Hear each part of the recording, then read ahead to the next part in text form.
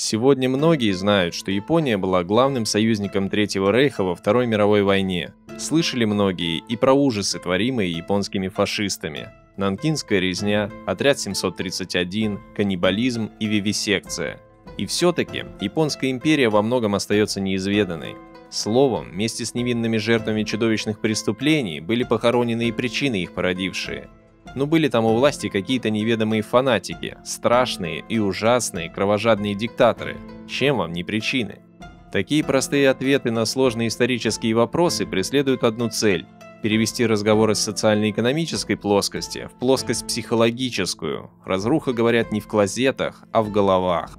Однако, даже самые отъявленные мракобесы и шовинисты не научились выживать без еды, воды, жилья и одежды. Следовательно, даже самые отъявленные мерзавцы и кровожадные диктаторы, прежде чем нести свою идеологию в массы, должны позаботиться о материальных условиях существования себя и своих последователей. Иными словами, интересы общественного производства, а значит и интересы владельцев средств производства, стоят выше всякой идеологии.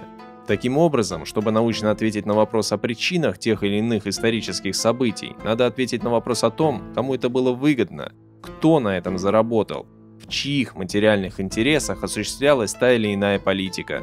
Тут-то и выходят на сцену японские финансово-промышленно-торговые корпорации, более известные как дзайбацу. Сегодня про них и не вспоминают, ни того полета птица. Они всего лишь были основой военной экономики Японии и владели большей ее частью. То ли дело Хидэки Тодзио, который якобы единолично принял решение напасть на Соединенные Штаты и вслед за тем установил военную диктатуру для ведения войны. Вот кто, оказывается, во всем виноват. А японские олигархи – всего лишь невинные жертвы обстоятельств. Они просто хотели мирно и эффективно руководить своими компаниями. Но тиранический режим со своим проклятым государственным регулированием из раза в раз не давал им этого сделать и буквально заставлял их брать государственные заказы на производство авианосцев, танков и самолетов. Итак, давайте вооружимся материалами Токийского процесса, отчетами штаб-квартиры главнокомандующего союзными оккупационными войсками, отчетом Американской комиссии по японским концернам, а также рядом других материалов и посмотрим, как оно было все на самом деле.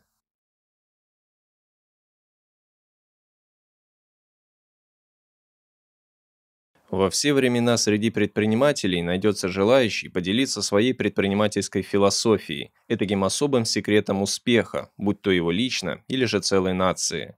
Нашлись такие люди и в Японской империи. Так, тесно связанный с Зайбацу Нисан и Мицуи японский олигарх Кинзиро Фудзивара писал: «За границей, особенно в Европе, отношения между рабочими и капиталистом зыждется на формуле труд-товар, то есть труд оплачивается заработной платой и наниматели обязуются платить согласно закону.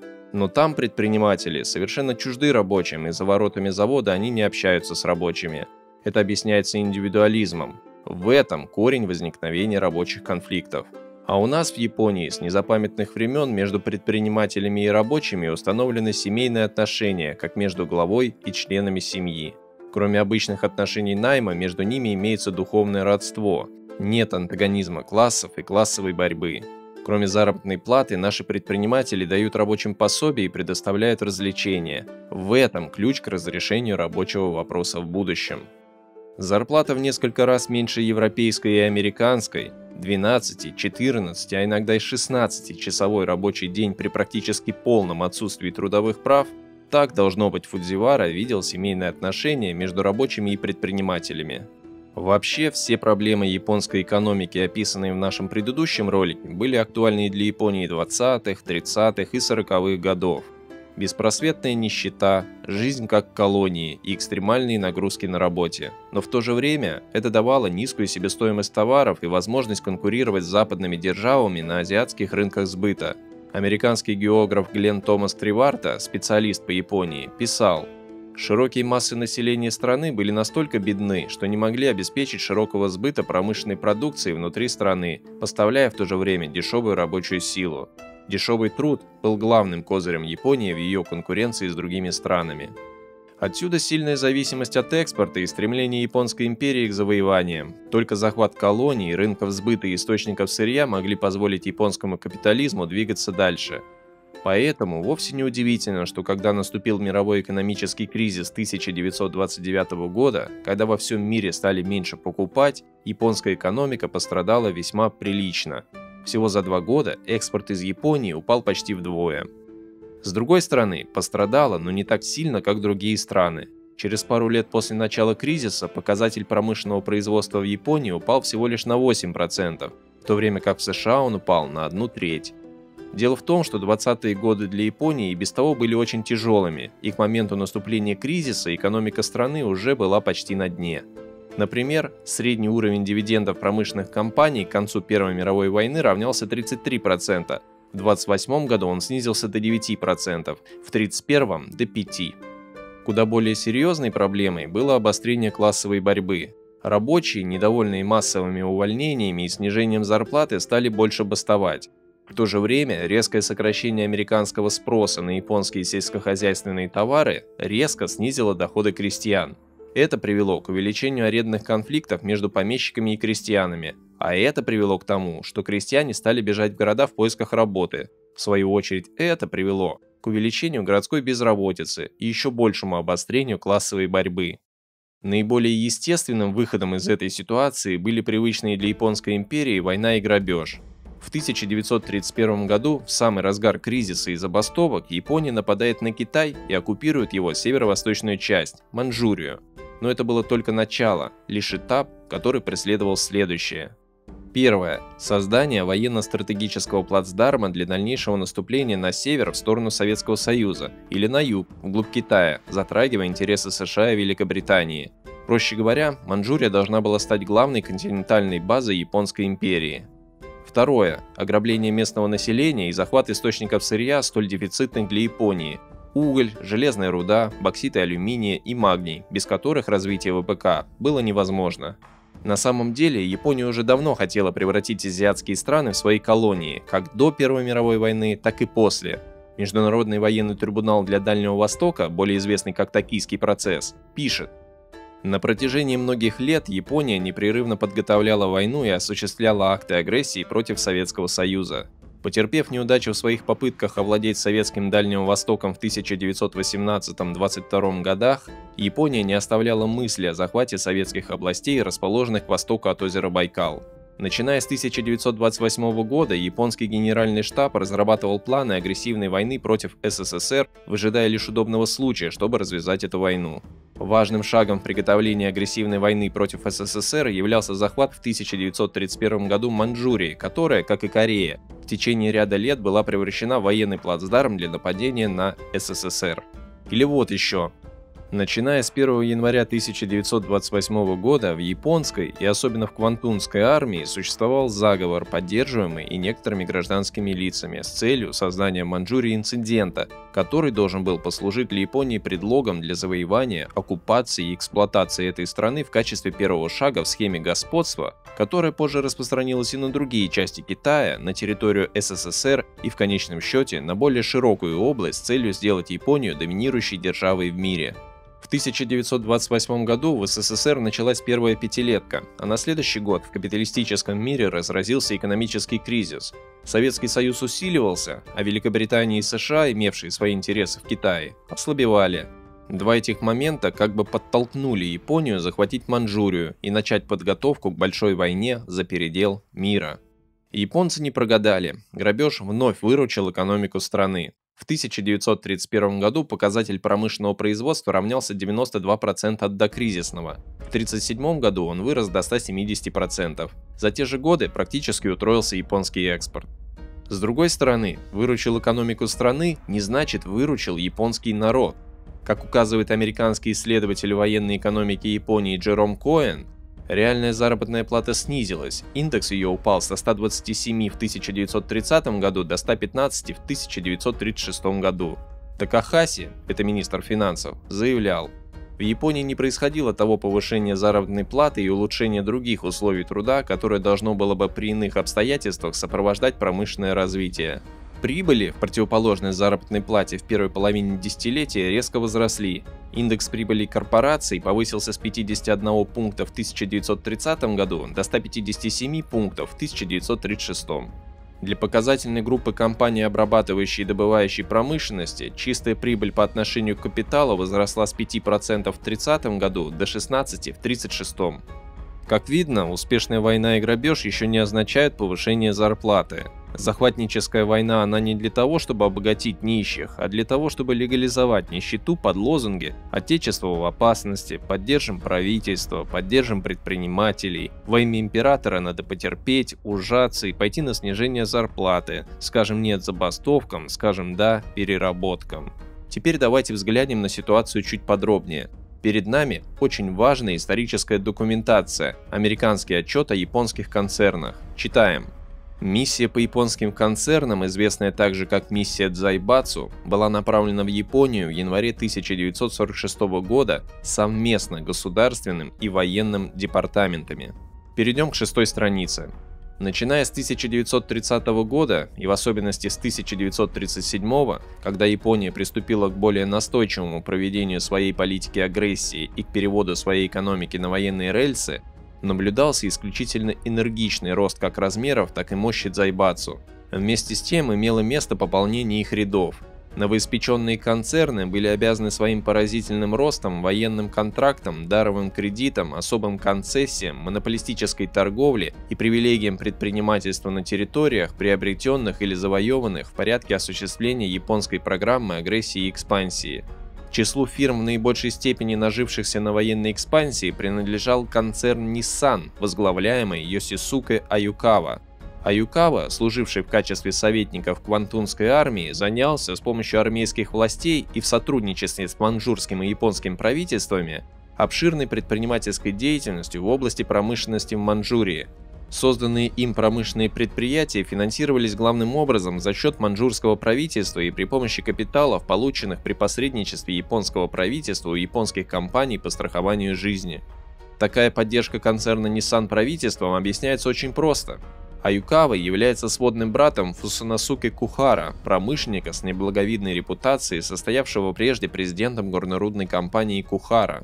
Фусаносуке Кухара – это известный японский политик, министр связи 1928 года при правительстве Гити Танака, депутат парламента, один из руководителей партии Рикен Союкай, а также предприниматель и основатель концерна Кухара и Хитачи.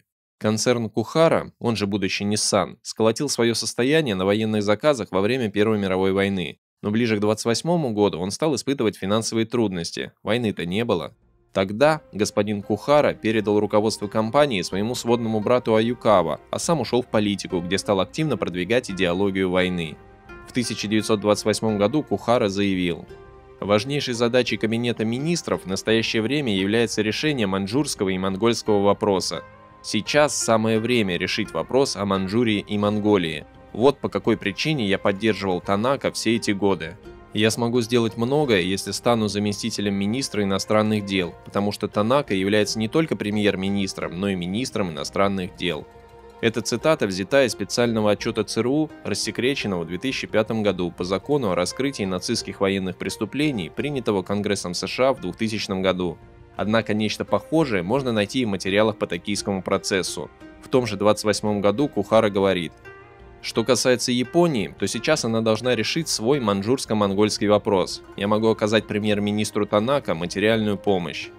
В свою очередь, премьер-министр Танака не остался в долгу перед своим спонсором. В 1929 году он отправил письмо высокопоставленному военному Кэнди Дэйхара, одному из главных организаторов нападения на Маньчжурию в 1931 году. В письме Танака представил господина Аюкава Дэйхара, попросив последнего помочь Аюкава в поиске возможностей развития горнодобывающей промышленности в китайской Маньчжурии в интересах Кухара. В письме также сообщалось о японских дзайбацу и восхвалялось, что Кухара и Аюкава придерживаются более широких взглядов, имеется в виду расширение империи. В 1948 году Дэйхара был признан виновным в ряде военных преступлений и казнен по решению Международного трибунала. Теперь возвращаемся к материалам ЦРУ и смотрим, что было дальше. Когда Кухара стал министром связи примерно в 1928 году, он передал все свое коммерческое имущество Аюкава. Аюкава тесно сотрудничал с японской армией и сообщил Кухара о маньчжурском деле. Вместе они скупили небольшие литейные заводы, шахты и станкостроительные заводы по всей Японии, сделав их частью холдингов Аюкава. Когда разразился маньчжурский инцидент, они были в очень выгодном финансовом положении, чтобы заключить большую часть военных контрактов. До нападения на Маньчжурию концерн Nissan существовал в подвешенном состоянии, а после дела наконец-то пошли. Теперь переходим к отчету о японских концернах. С 1932 до 1937 года имело место оживление деятельности Nissan. В 1937 году разрешенный капитал этой компании достиг 225 миллионов йен. Родительская компания вместе с дочерними и филиальными компаниями имела совокупный акционерный капитал 859 миллионов йен, а число акционеров достигало 106 тысяч. Одна лишь собственно компания Nissan имела 55 тысяч акционеров. Наладились дела и у другой фирмы, связанной с Nissan – Hitachi. На протяжении 30 лет величина акционерного капитала быстро возрастала. В 1933 году до 20 миллионов йен, в 1935 до 40, в 1937 до 90, в 1939 до 200, в 1940 до 358 миллионов йен. На токийском процессе был оглашен протокол допроса одного из командующих Квантунской армии генерал-лейтенанта Янагита, который рассказал о деятельности концерна Nissan в Маньчжурии.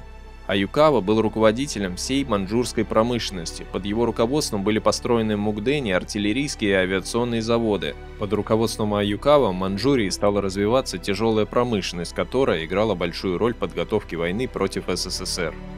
Оккупация богатой природными ресурсами Маньчжурии не только поправила дела японской промышленности, но и позволила ей значительно перестроить свою, скажем так, структуру. Господство легкой промышленности и производство предметов потребления уступило место тяжелой индустрии и военно-промышленному комплексу. Япония готовилась к большой войне, весь мир готовился. Вся политика капитализма становится во все большей степени политикой разрушения. В нынешнем человеческом обществе капиталисты представляют собой силу разрушения. Вся наиболее типичная для них современная политика, от сверхпошлины долгового порабощения целых государств до сжигания продовольствия и уничтожения хлопковых плантаций, от разрушения заводов и машин до обречения миллионов квалифицированных рабочих на голод, представляет собой политику разрушения человеческих усилий и труда, удушения производства, уничтожения человеческих жизней. Война является лишь продолжением этой политики.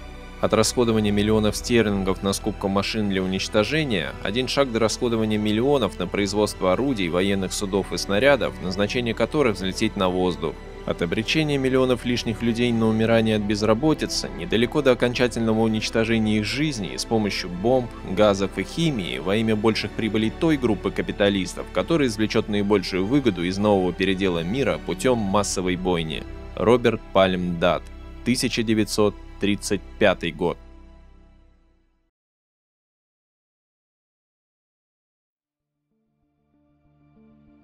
Прежде чем напасть на союзные страны, Германия, Италия и Япония уничтожили у себя последние остатки демократии, установили жестокий террористический режим и объявили политику захвата чужих земель своей собственной политикой.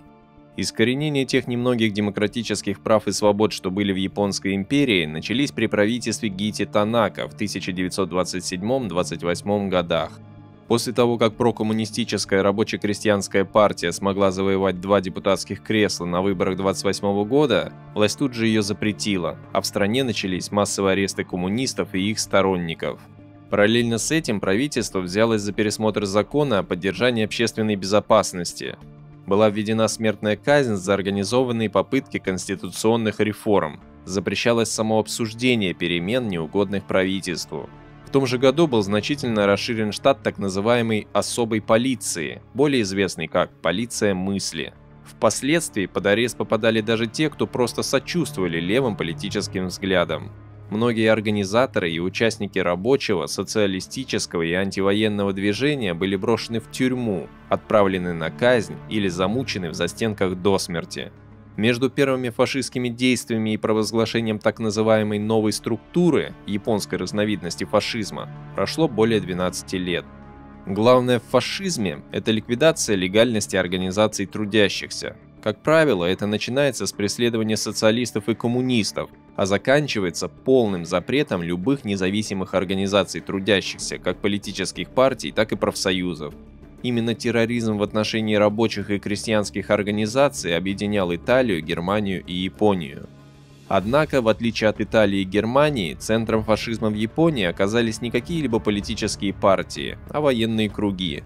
Причина этого была в том, что с самого начала эпохи Мэйдзи и до конца Второй мировой войны у руля государства стояли военные и монархисты, приближенные к императору.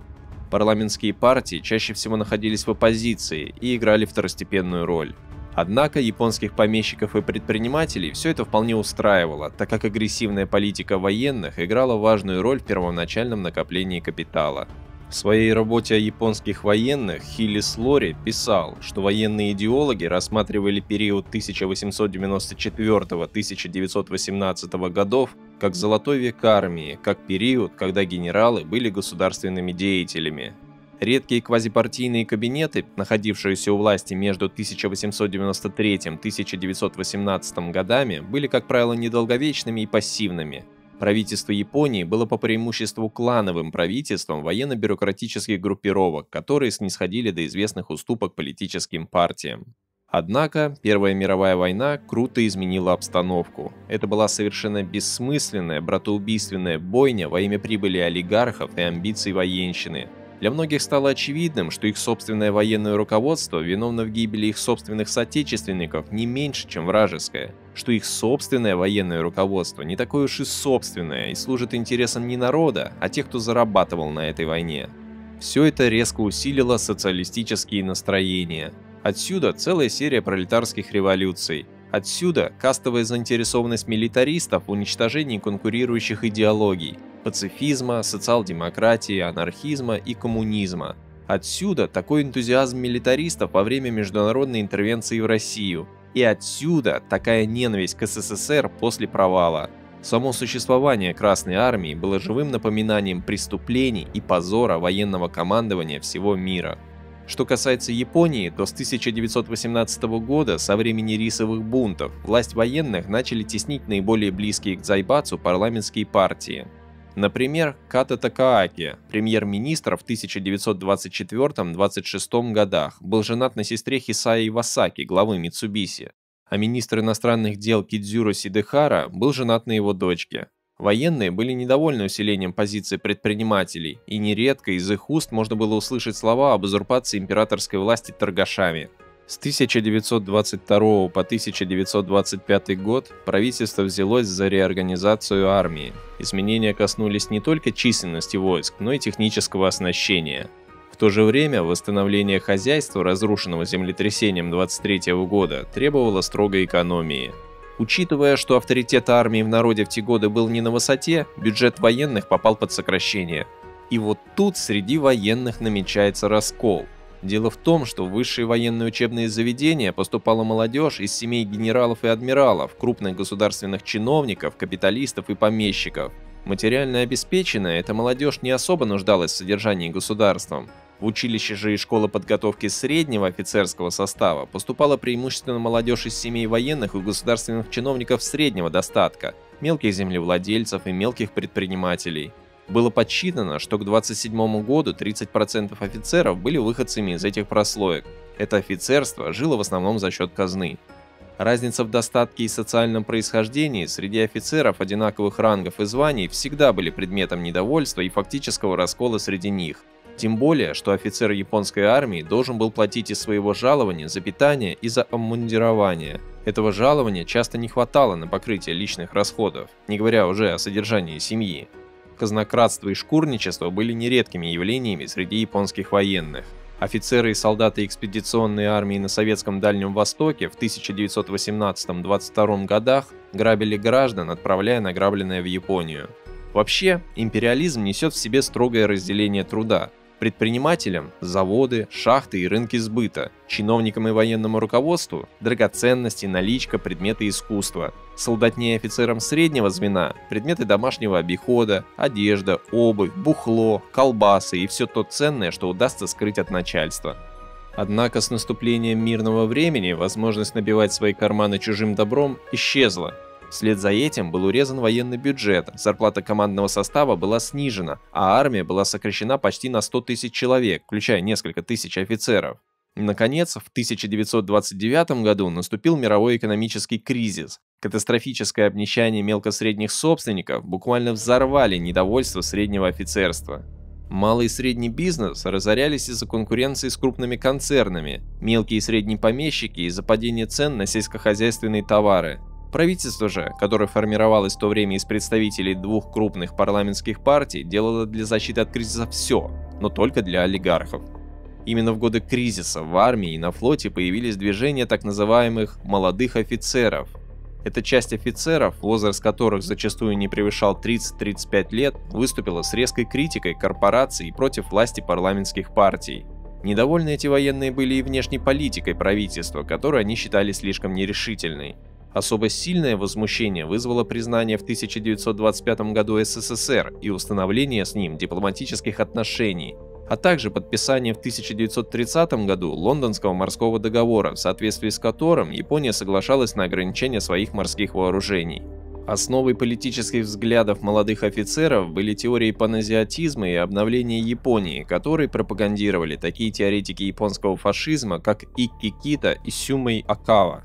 Чтобы достичь своих целей, японские фашисты намеревались использовать терроризм, заговоры и путчи. В государственном перевороте были заинтересованы и предприниматели так называемых «новых концернов», которые появились в ходе Первой мировой войны и напрямую связаны с ВПК. Конкурируя с Мицуи, Митсубиси и другими старыми концернами, новые концерны стремились поставить у власти своих людей и развязать столь прибыльную для них войну. Таким образом, в конце 20-х, начале 30-х годов среди японских военных произошел раскол на две враждующие группировки. Группа императорского пути Кодаха во главе с генералами Араки и Масаки и группа контроля Тосейха во главе с генералами Тодзио, Нагата и Муто. В принципе, обе эти группировки стояли за фашизм, однако вражда между ними выражала вражду между старыми и новыми концернами, борьбу олигархов за ключевые правительственные посты, за то, кто будет стоять у руля государства, кто будет направлять его внутреннюю и внешнюю политику и, наконец, кому достанутся наибольшие прибыли. Группа Кодаха опиралась на крупных помещиков и такие новые концерны, как Кухара Ниссан. Они хотели при помощи заговоров и путчей захватить ключевые посты в правительстве и развязать войну против СССР. Для достижения своих целей руководители Кодаха использовали социальное недовольство молодого офицерства и активно вели антикапиталистическую пропаганду. Например, в своей книге «Задачи Японии в эпоху Сёва» генерал Араки писал: «Капиталисты заботятся только о своих интересах, не обращая внимания на общественную жизнь. Политики часто забывают общее положение страны, увлекаясь интересами своей партии. Государство стоит над классовыми и партийными интересами, защищая интересы нации в целом, и именно государству должно быть предоставлено решающее слово по всем вопросам, затрагивающим жизнь общества».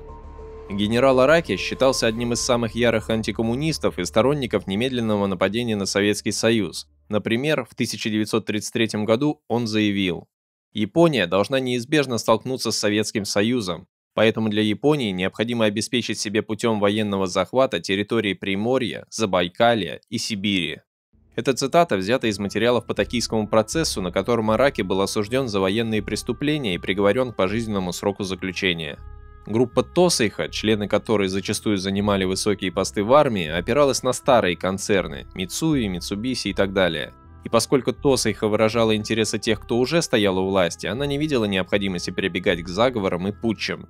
Ее лидеры просто хотели положить конец движению молодого офицерства и установить над ним контроль. Отсюда и название группировки – группа контроля.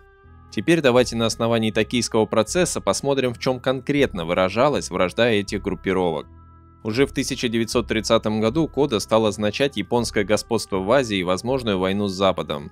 Военные офицеры развернули грандиозную кампанию по распространению доктрины о том, что Маньчжурия является спасательным кругом Японии, и что Япония должна расшириться за ее счет, развивать ее экономически и промышленно и защищать от Советского Союза. Однако, в течение 1930 года кабинет Хамагути проводил политику сокращения расходов, которая обострила вражду с военными.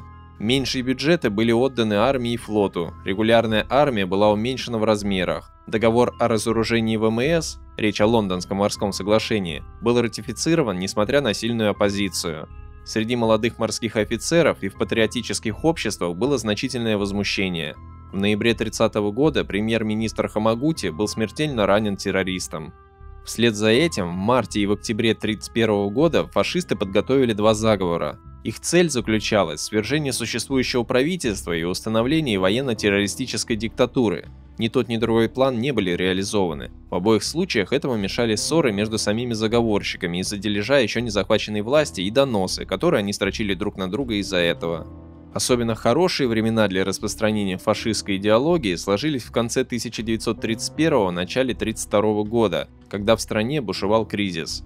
Цены на сельскохозяйственные товары были ниже некуда, а и без того высокая арендная плата выросла еще больше. Крестьяне все чаще и чаще конфликтовали с помещиками из-за насильственного сгона с земли, из-за размеров арендной платы, недоимок и так далее. Иногда эти конфликты доходили до погромов и кровопролития, поджоги помещичьих усадеб, избиения судебных приставов, вооруженные столкновения с полицией и так далее.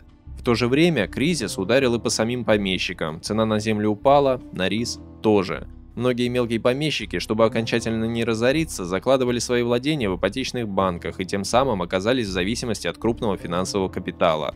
Вдобавок к этому, пытаясь поправить свое положение, помещики задирали арендную ставку еще выше. В общем, в деревне назревал социальный взрыв.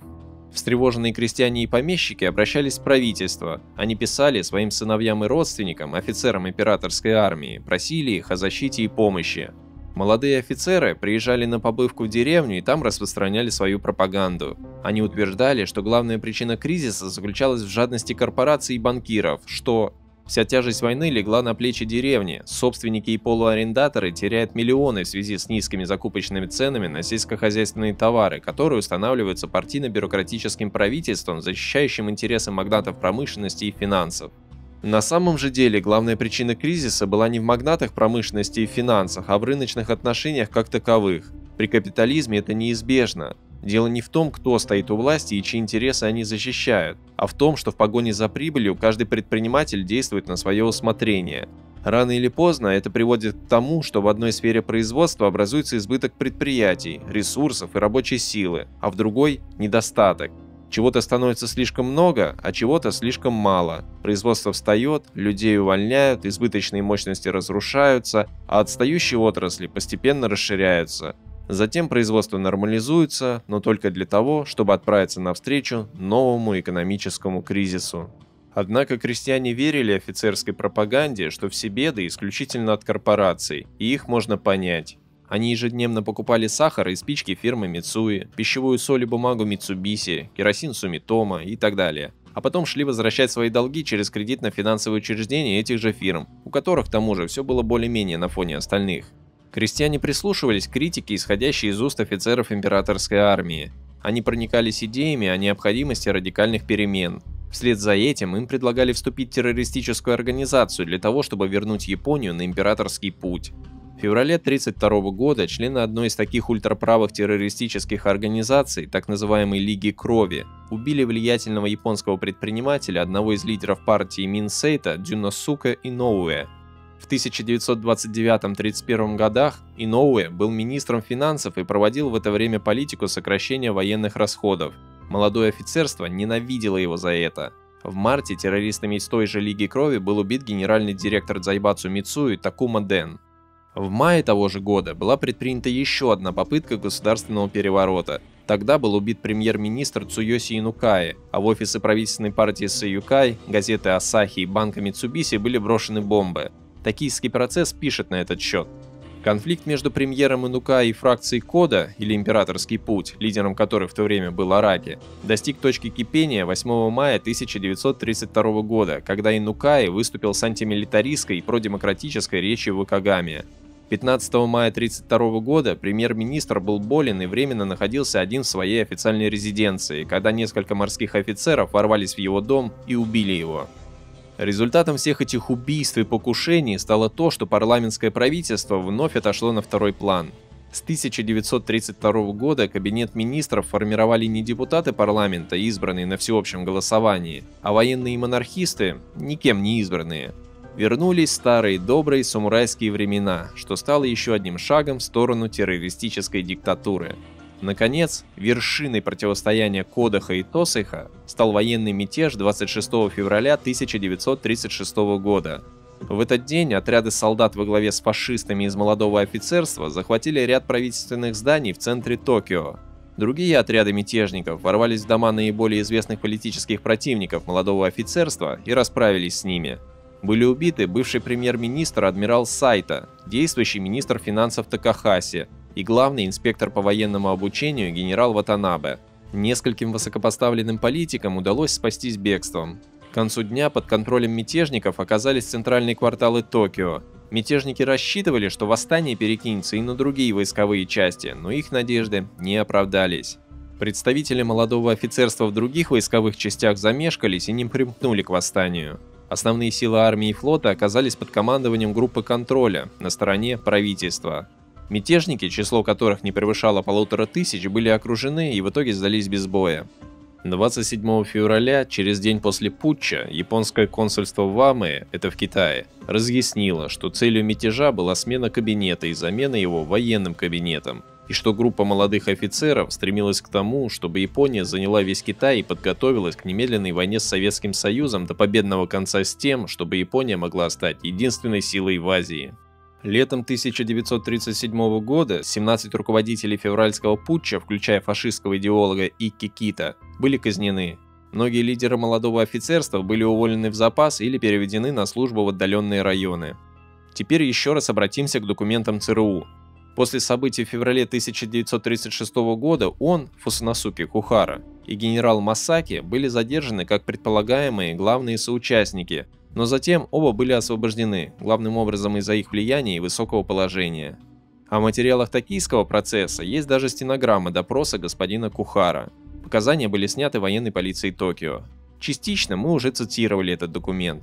Сейчас лишь добавим, что один из главных идеологов японского нацизма, Икки Кита, был на зарплате у Кухара, и что сам Кухара, по всей видимости, был осведомлен о предстоящем мятеже и даже выделил на это 5000 йен через своего связного.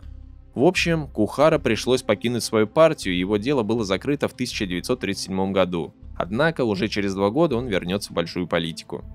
После подавления восстания 1936 года начался новый этап фашизации японского государства. Террористические организации молодого офицерства, потерпев неудачу, распались или же потеряли былую активность. Отныне лидерами фашизма в Японии стали военные и монархисты, близкие к старым концернам. Установление террористической диктатуры достигалось при помощи постепенного закручивания гаек. А сейчас нужно сделать отступление и кое-что пояснить. Зайбацу Мицуи и Митсубиси хотели установить фашистский режим и начать войну точно так же, как и Nissan. Но почему одна сторона торопилась, а другая нет? Это связано с особенностью структуры старых и новых концернов. Старые концерны – это в основном семейные предприятия с очень распыленной структурой собственности, начиная от ресторанов и публичных домов и заканчивая самолета и судостроительными заводами. Старые концерны по самой своей структуре были не готовы к большой войне ни в начале, ни в середине 30-х годов. И только ближе к 40-м годам они закончили перебрасывать свои мощности на тяжелую, военную промышленность. Это хорошо видно вот по этой таблице. В 1930 году в тяжелой промышленности было занято 27% рабочих, а в 1942 году 68%. Вы не можете поддержать начало войны, если ваши основные предприятия производят шмотки, то есть товары мирного времени. В свою очередь концерн Кухара, Nissan в будущем, изначально был концерном тяжелой промышленности, разбогатевшим в годы Первой мировой войны и сильно зависящим от военных госзаказов. Отсюда поддержка экстремистов, желающих немедленно развязать войну. Эта тяга к войне усиливалась из-за невозможности выгодно перекредитоваться, чтобы переждать тяжелые времена. Все финансы контролировали старые дзайбацу, которые не желали помогать Ниссану.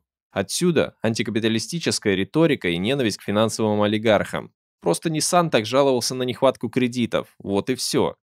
Теперь вернемся к основной теме. В 1936 году был вновь ужесточен закон о поддержании общественной безопасности.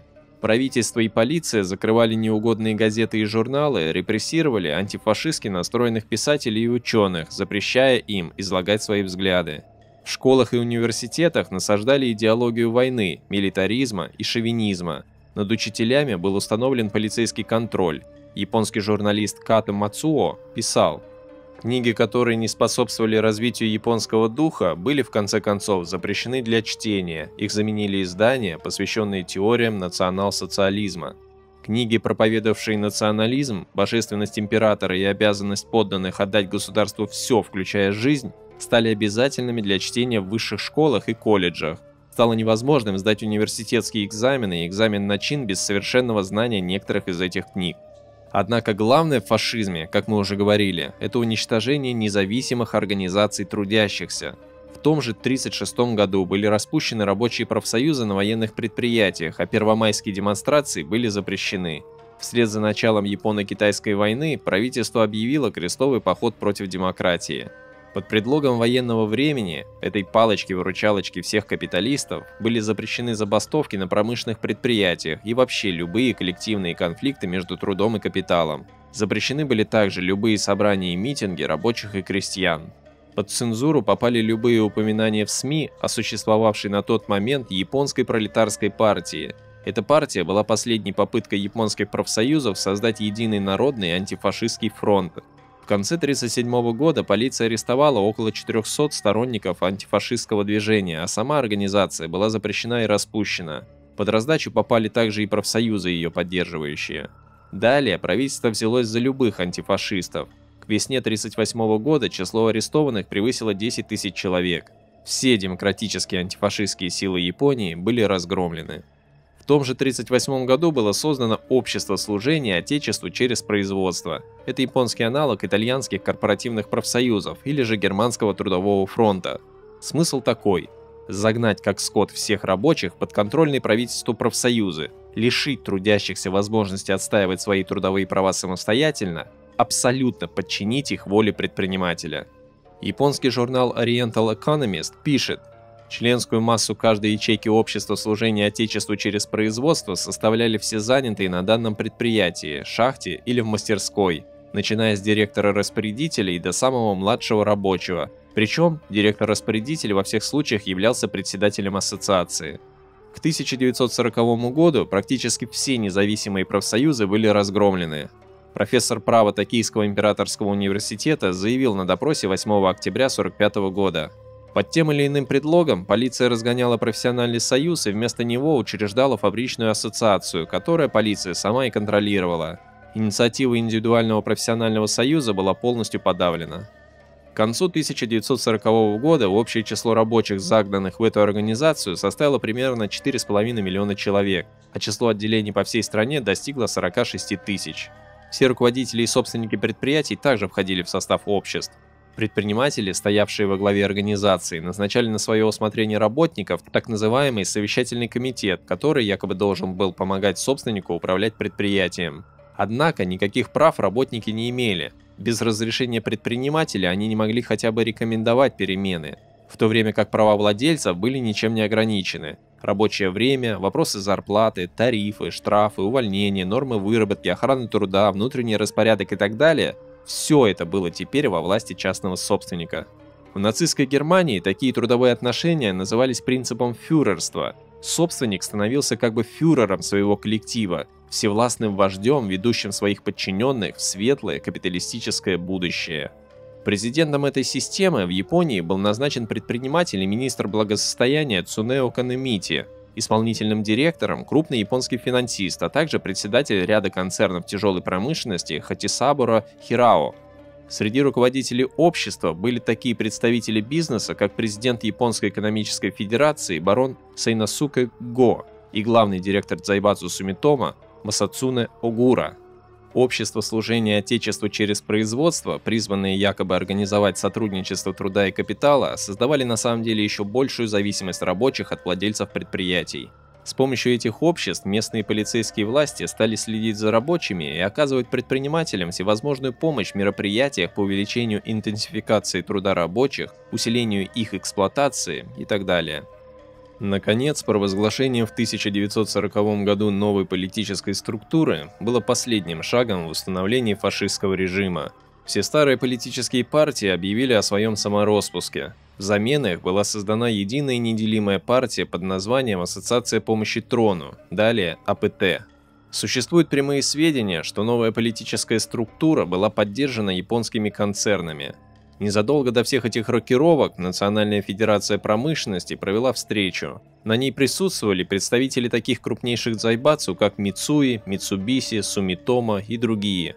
По результатам встречи единогласно была принята резолюция, в которой говорилось: «Используя создавшуюся возможность, присоединяемся к движению за создание новой политической структуры, активно участвуем в движении за создание новой структуры в промышленности. Учитывая важность движения служения Отечеству через производство, следует создать в Федерации комитет по ускорению этого движения с целью оказания движению помощи в его дальнейшем развертывании». Далее в стране была создана система отделения АПТ, которые охватывали все уровни государственного и муниципального управления – префектура, уезд, город, поселок и так далее. Среди советников АПТ можно встретить представителей таких дзайбацу, как Мицуи, Митсубиси, Сумитомо и так далее. На базе АПТ была создана система круговой слежки и тайных доносов, так называемая система соседских общин. Каждая соседская община состояла из 10-20 семей и возглавлялась одним из глав семей. Все они подчинялись местному отделению АПТ. К осени 1940 года этой системой слежки было охвачено 70% всех районов страны. Соседские общины были одним из самых эффективных инструментов такого же рода, как полиция и жандармерия, с помощью которых правительство могло получать, по крайней мере, формальную поддержку своей политики. Большинство из этих общин представляло собой нечто вроде вспомогательной системы шпионажа, которая давала властям возможность получать сведения об отсутствии сотрудничества в военных усилиях или о критических замечаниях по поводу политики правительства. Через уличные ассоциации правительство могло вести слежку за каждым гражданским лицом, могло знать, что оно делало и даже что оно думало. Вполне лояльные мужчины и женщины арестовывались целыми сотнями лишь потому, что какие-нибудь члены тех или иных ячеек АПТ слышали, что те выражали мысли, которые могли считаться направленными против национальной политики. Полиция по контролю над мыслями обрела себе таким путем целую армию помощников. Вся страна, от палаты пэров до ассоциации тряпичников, была объединена. Даже шепотом нельзя было выражать сомнений или задавать вопросы. Чуть позже через соседские общины стали проводить принудительную подписку на военные займы. Впоследствии эти деньги перекачивались в частные карманы дзайбацу через систему военных госзаказов. Помимо этого, соседские общины взимали всевозможные налоги, вымогали у населения подарки для армии, заставляли население проводить сборы металлического лома, кухонных отбросов и так далее.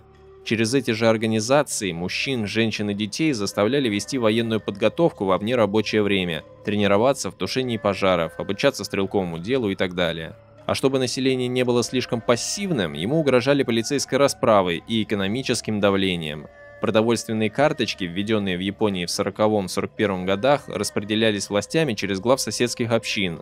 Они же распределяли талоны на топливо, а в деревнях на удобрения и сельскохозяйственные орудия. Плохие отношения с главой общины могли вызвать затруднения в получении дефицитных продуктов. Американский посол в Японии пишет осенью 1941 года. Поскольку концентрационных лагерей еще нет, полиция и жандармерия занимаются избиением всех тех, кто нарушает правила новой структуры, которые предусматривают экономию и порицают все виды развлечений, яркие краски, шутки, спорт и вообще всякую веселость, к которой так склонны японцы, и, конечно, опасные мысли. По замыслам японских корпораций и военных, одна из главных задач новой структуры была в том, чтобы при помощи полицейского террора подавить любое сопротивление трудящихся, даже самое незначительное, даже словесное. Эта параноидальная система слежки, похищений, пыток и убийств в застенках японского гестапо использовалась также и для насаждения среди японцев военной истерии, шовинизма и религиозного мракобесия. Доктрины о божественности императора и непогрешимости его действий использовались правящими классами для того, чтобы возбудить в народе шовинистическую ненависть и религиозный фанатизм и заставить население беспрекословно повиноваться приказам властей. По образцу нацистской Германии в 1941 году был введен закон о рабочей книжке, согласно которому рабочий не мог уволиться с работы без разрешения предпринимателя. Для официального увольнения была необходима рабочая книжка, которая хранилась у предпринимателя, и при желании он мог ее не отдавать. По сути, этот закон возрождал средневековую крепостную зависимость, но теперь на новом уровне, зависимость не от феодала, а от предпринимателя. В 1939 году был издан закон о трудовой повинности, а точнее о мобилизации рабочих на военные предприятия. Мобилизация рабочих в промышленность производилась точно так же, как и мобилизация в армию, принудительно. Эта система военной каторги стала самым настоящим кошмаром. Мобилизованные в трудовые отряды рабочие переводились на казарменное положение и принудительно отправлялись в любые районы страны на предприятия, где предприниматели нуждались в рабочей силе. При этом, в отличие от солдат, состоявших на казенном снабжении, рабочие получали зарплату, установленную властью, и обжаловать которую было невозможно. К 1944 году общее число мобилизованных составило лишь 8% всей численности мужской гражданской рабочей силы. Японские правящие круги использовали мобилизацию скорее в качестве угрозы, которую они применяли для того, чтобы загонять рабочих в военную промышленность, а не как широко применявшееся орудие для эффективного привлечения рабочей силы. Крайнее нежелание среднего японского рабочего подвергнуться мобилизации было сильным мотивом, побуждавшим к добровольному переходу на работу в военные отрасли. При этом, если какое-либо предприятие получало партию мобилизованной рабочей силы, то все остальные рабочие этого предприятия закреплялись на своей работе на все время войны. Таким образом, ближе к концу войны режим военной каторги поработил свыше 6 миллионов рабочих мужчин в Японии, то есть каждого третьего. В 1944-45 годах для замены рабочих, призванных на военную службу, больше всего использовали учащуюся молодежь. Сначала Министерство просвещения постановило, что ни один учащийся не может работать больше 30 дней подряд. По истечении некоторого времени, однако, предприниматели стали протестовать, указывая на то, что установленный срок слишком короток, невыгоден и не дает возможности эффективно использовать учащихся. В результате в январе 1944 года срок был продлен до 120 дней. В феврале ограничения числа рабочих дней были совсем отменены. До июля 1944 года учебные занятия, как правило, проводились только в течение 6 часов в неделю, однако после июля в большинстве случаев учеба была совершенно прекращена. В отдельных случаях занятия проводились в школах по праздникам либо до или после работы. Администрация предприятий пришла к выводу, что учащиеся работают лучше, когда за ними наблюдают учителя, поэтому забрали на предприятии и учителей. В некоторых случаях сами школы превращались в фабрики. Учащиеся оплачивались не по характеру выполняемой работы, а в зависимости от класса, в котором они учились, и от пола. К тому же, плата за работу не выдавалась учащимся на руки, а выплачивалась через соответствующее учебное заведение, где предварительно производили удержание платы за обучение, а также удержание принудительных сбережений, которые должны были быть выданы учащимся по окончании учебного заведения. Продолжительность рабочего дня по японским данным составляла 10 часов, но предприниматели имели право оставлять учащихся на 2 часа сверхурочной работы без дополнительной оплаты, что должно было служить якобы проявлением патриотизма учащихся. Неудивительно поэтому, что были назначены специальные осведомители для слежки за опасными мыслями среди учащихся.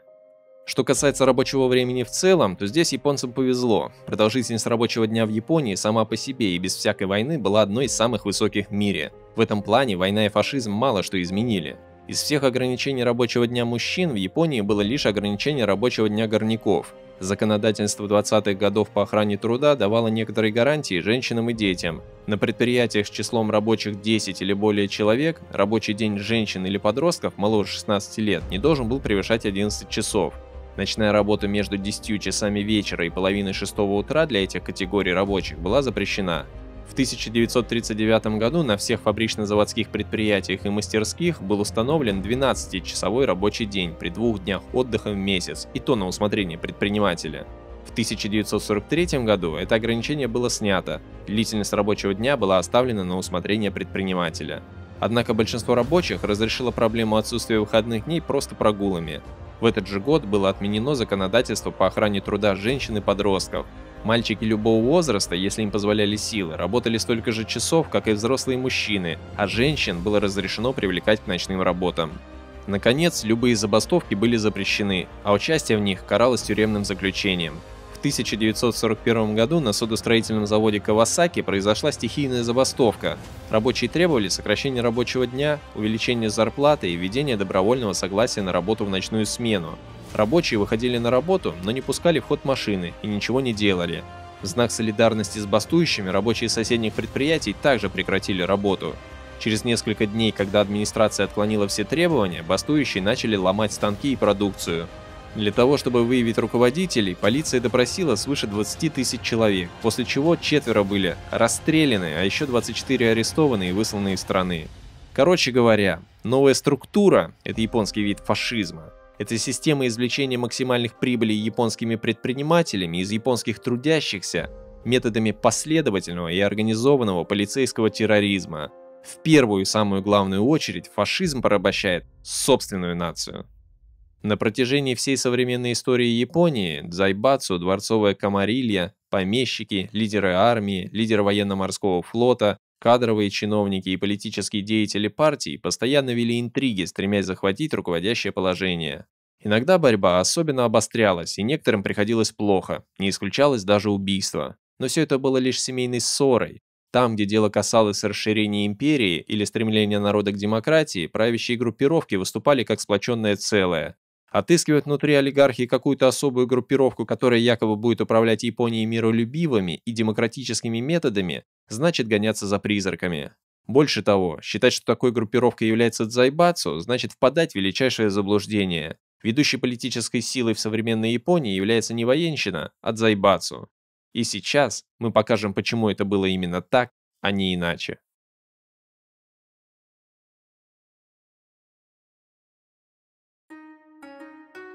Со времени революции Мэйдзи правительство и предприниматели Японии действовали в тесном сотрудничестве. Приватизация, законы, сложная система субсидий, дотаций и другие мероприятия – все для роста и развития частного предпринимательства.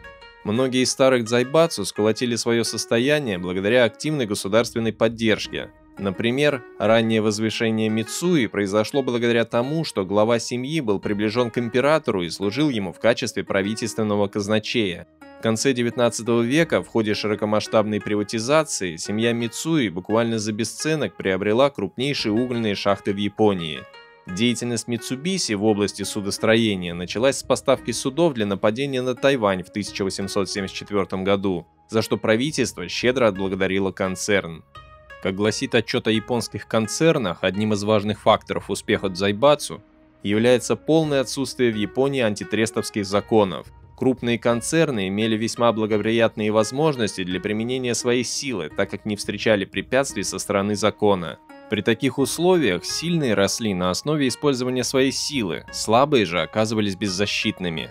Известны факты, когда небольшие независимые компании были вынуждены предлагать одному из крупных представителей дзайбацу купить некоторую часть их акций, стремясь путем присоединения к соответствующему концерну обеспечить себе его покровительство. Против мелких конкурентов, а также в качестве средств расширения своего господства в разных областях предпринимательства, дзайбацу могут пустить в ход все хорошо известные орудия монополистической мощи. Позиции, занимаемые крупнейшими дзайбацу во многих отраслях хозяйства, создают для них возможность атаки соперников одновременно с разных сторон и поражения уязвимых мест конкурирующих фирм, оперирующих в любой области предпринимательства. Опрос одного из опытных должностных лиц концернов дзайбацу позволил установить, что нежелание многих японцев заниматься самостоятельной предпринимательской деятельностью в размерах, которые могут привлечь внимание дзайбацу, находит убедительное объяснение в 4 общих причинах. Первая из них заключается в том, что контроль дзайбацу над банками и другими финансовыми институтами достаточно силен, чтобы помешать финансированию неугодных новых фирм или воспрепятствовать оказанию им финансовой помощи в случае крайней потребности в ней. Капитализм устроен так, что когда какие-то предприниматели имеют более легкий доступ к капиталу, чем их конкуренты, то проигрышное положение последних является почти непреодолимым. Нет кредита – нет бизнеса. Вторая причина состоит в том, что степень влияния дзайбацу настолько велика, что они могут нарушать или даже прекращать снабжение мелких конкурентов сырьем. Третьей причиной, представляющей собой разновидность второй, является то, что степень влияния дзайбацу, в особенности в области торговли, делает сбыт готовых изделий за пределами строго ограниченного местного рынка в значительной степени зависимым от сотрудничества или по меньшей мере терпимого отношения со стороны дзайбацу. Так было, например, с концерном Mazda в 30-е годы. Для того, чтобы выйти на китайские рынки сбыта, Mazda наносила на свою продукцию эмблему Mitsubishi, своего, так сказать, ритейлера. Кстати, во время Второй мировой войны Mazda зарабатывала производством винтовки Arisaka образца 1939 года. Но вернемся к отчету. Положение японских законов, разрешающее заключение контрактов, направленных против соперников, является орудием, при помощи которого мелкие фирмы лишаются снабжения сырьем или возможности сбыта готовых изделий. Четвертая причина заключается в том, что влияние дзайбацу позволяет им наносить ущерб мелкой компании посредством переманивания у нее основных сотрудников и квалифицированных рабочих. Японцы считают, что служба у крупной и хорошо известной фирмы повышает личный престиж, и этот неосязаемый фактор оказывает влияние на выбор места службы. По своей сути, начиная с революции Мэйдзи, Японская империя проводила экономическую политику ничем не ограниченного предпринимательства. И, конечно, как мы видим, ничем не ограниченное предпринимательство приводит к появлению всемогущих корпораций, которые давят своих менее успешных конкурентов всеми честными и нечестными способами. Наконец, любое, даже самое свободное в мире предпринимательство приводит к слиянию крупного бизнеса и государства. В первую очередь деловой мир интересует контроль над Министерством финансов и правительственными банками, то есть регулирование в своих интересах законодательства в области кредитно-финансовой политики. Одним из главных средств контроля Министерства финансов Японии была личная политическая власть. В этой связи исключительно важную роль играл Сейхин Икэда. По общему мнению опрошенных лиц, Икэда был наиболее влиятельной фигурой на японской финансовой арене с 1935 по 1945 год. Сила Икэда заключалась, по-видимому, в том, что он являлся в течение ряда лет главой головной компании Мицуи, а также был приемлем для милитаристских групп в связи с общеизвестной поддержкой им маньчжурского инцидента. В качестве руководителя Мицуи он осуществлял контроль над финансовой поддержкой концерном политических партий. В качестве влиятельного патриота он был консультантом армии по вопросу о приемлемых кандидатурах на пост министра финансов. Высказывается общее мнение, которое, правда, не может не вызвать известного сомнения, что после 1935 года ни один министр финансов не назначался без согласования с ним.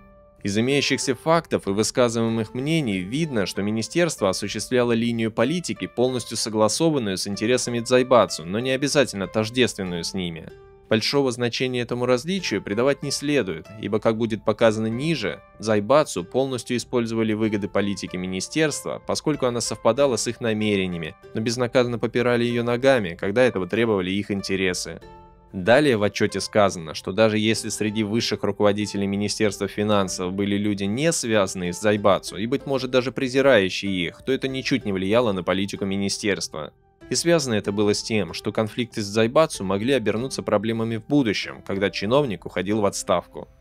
По японским законам о гражданской службе, сотрудники министерства после 17-летней службы могли получить отставку с пенсией.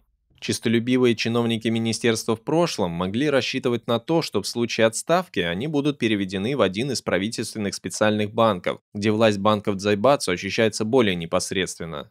В настоящее время, например, бывшие чиновники Министерства финансов занимают посты директора ипотечного банка, ревизора Японского промышленного банка, президента Икогамского валютного банка, вице-президента и директора Центрально-кооперативного сельскохозяйственного и лесного банка и директора Японского банка.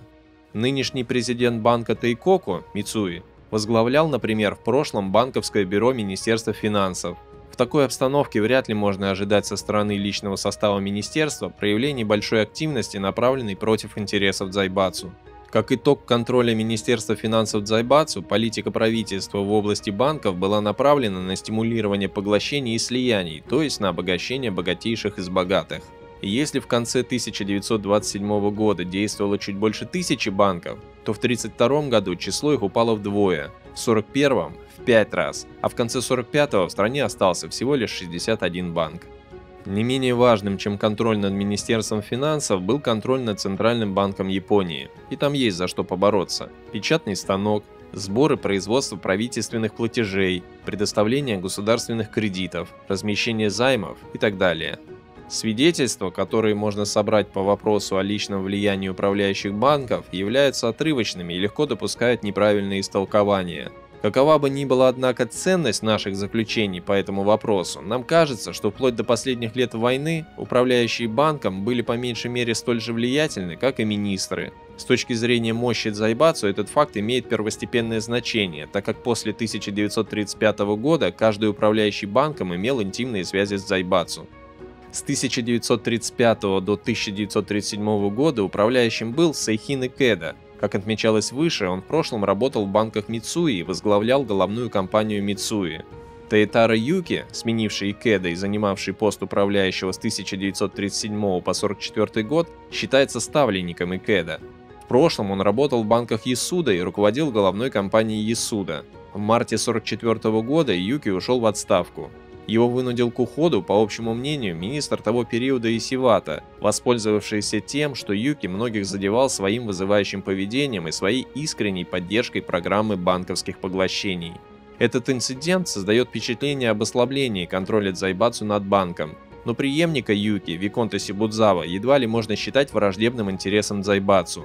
До 1943 года семья Сибудзава контролировала банк Дайити, поглощенный затем банком Мицуи, после чего семья Сибудзава сохранила значительную часть своих инвестиций в контролируемом Мицуи банке. Одним из факторов, вызывающим у высших должностных лиц банка доброжелательное отношение к Дзайбацу, является наличие у таких лиц собственных пакетов акций.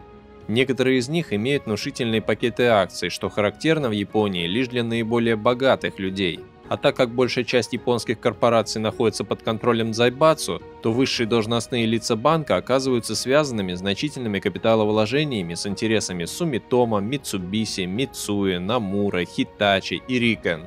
Эти капиталовложения, особенно если их сравнивать с годовыми окладами соответствующих лиц, едва ли могут поощрять последних к объективному отношению к Дзайбацу.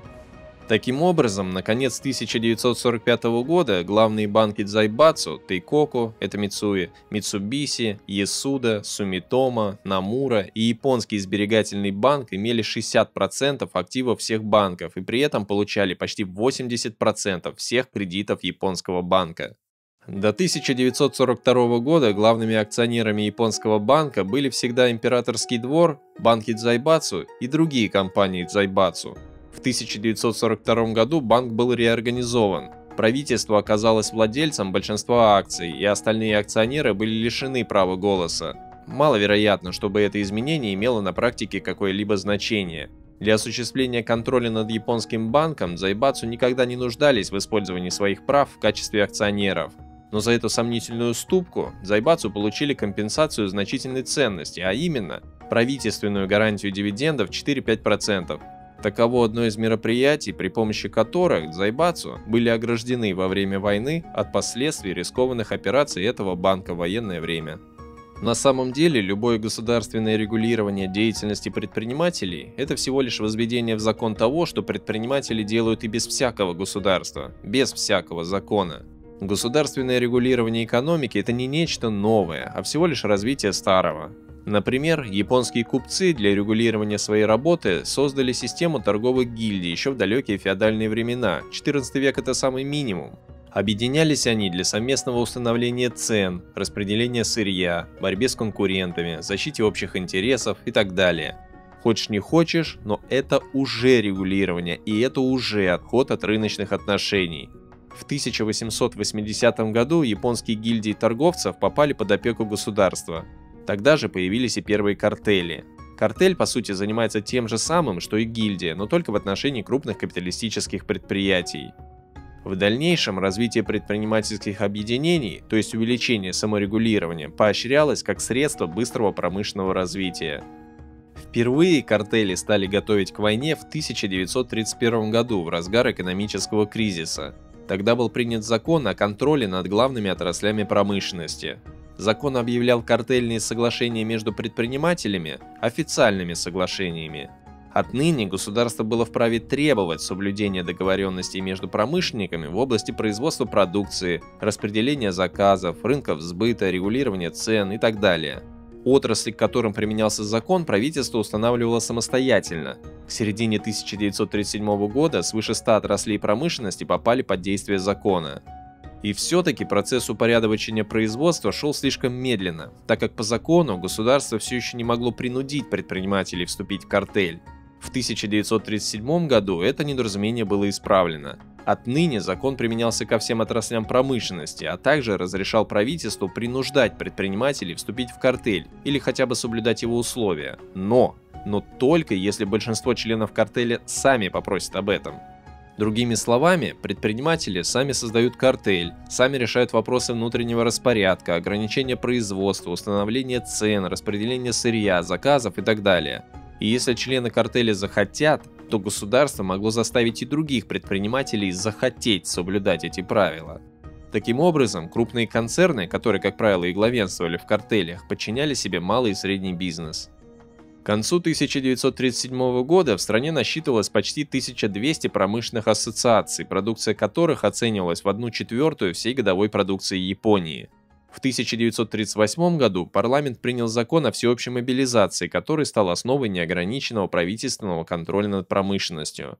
Закон от 1931 года давал картельным соглашениям юридический статус со всеми вытекающими в случае нарушения договоренностей. Закон от 1937 года охватил уже все отрасли и дал возможность корпорациям принуждать своих более мелких конкурентов подчиниться правилам картеля. Закон от 1938 года позволял правительству приказать всем собственникам предприятий той или иной отрасли создать картель и вступить в него вне зависимости от того, хотят они этого или нет. Однако, уже в сентябре 1940 года Японская экономическая федерация, это главный японский союз предпринимателей, обратилась к правительству с докладом. В нем она выдвинула план преобразования экономики страны. Нынешний бюрократический экономический контроль должен породить конфликт между правительством и народом. План расширения промышленности проводится без учета реальных условий в деловом мире и не имеет соответствующего базиса.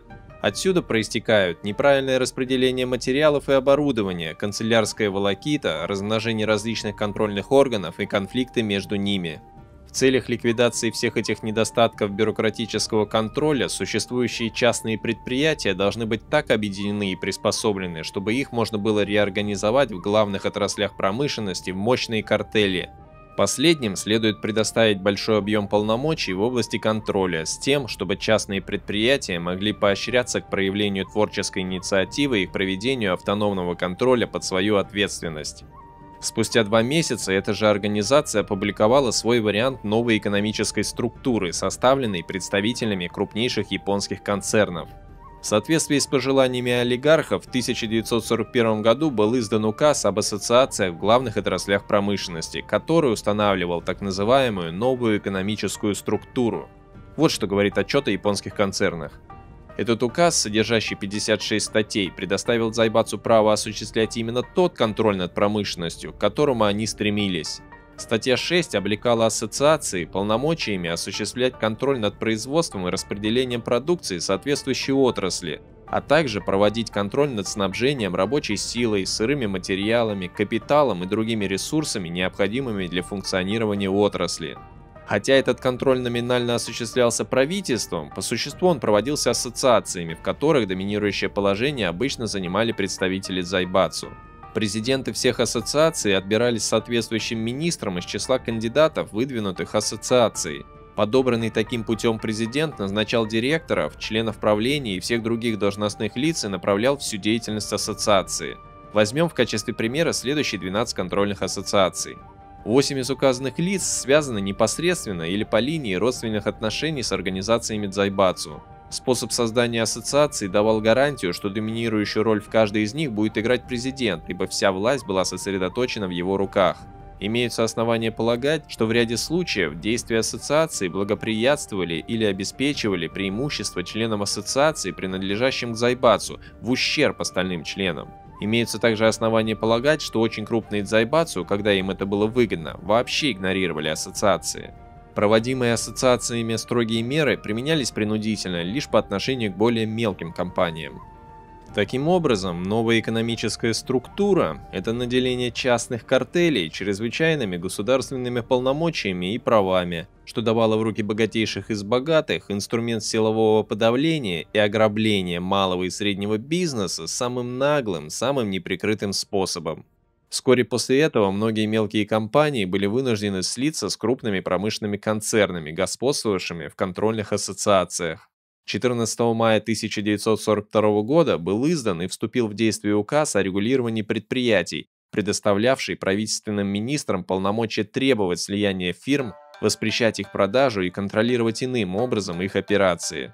В результате этого и контрольных предписаний в период 1941-43 годов было поглощено по меньшей мере 1354 фирмы с совокупным капиталом в 20 миллиардов йен. Это было перераспределение капитала в пользу японских олигархов невиданного доселе масштаба. Наконец, на основе этого отчета приведем несколько примеров связи дзайбацу и правительства. Барон Хисая Ивасаки, глава дзайбацу Митсубиси. Его второй сын был женат на дочери Сейхин Икеда. Икеда – важный человек дзайбацу Митсуи, о нем мы уже говорили. Управляющий директор банка Митсуи, управляющий японским банком, министр финансов.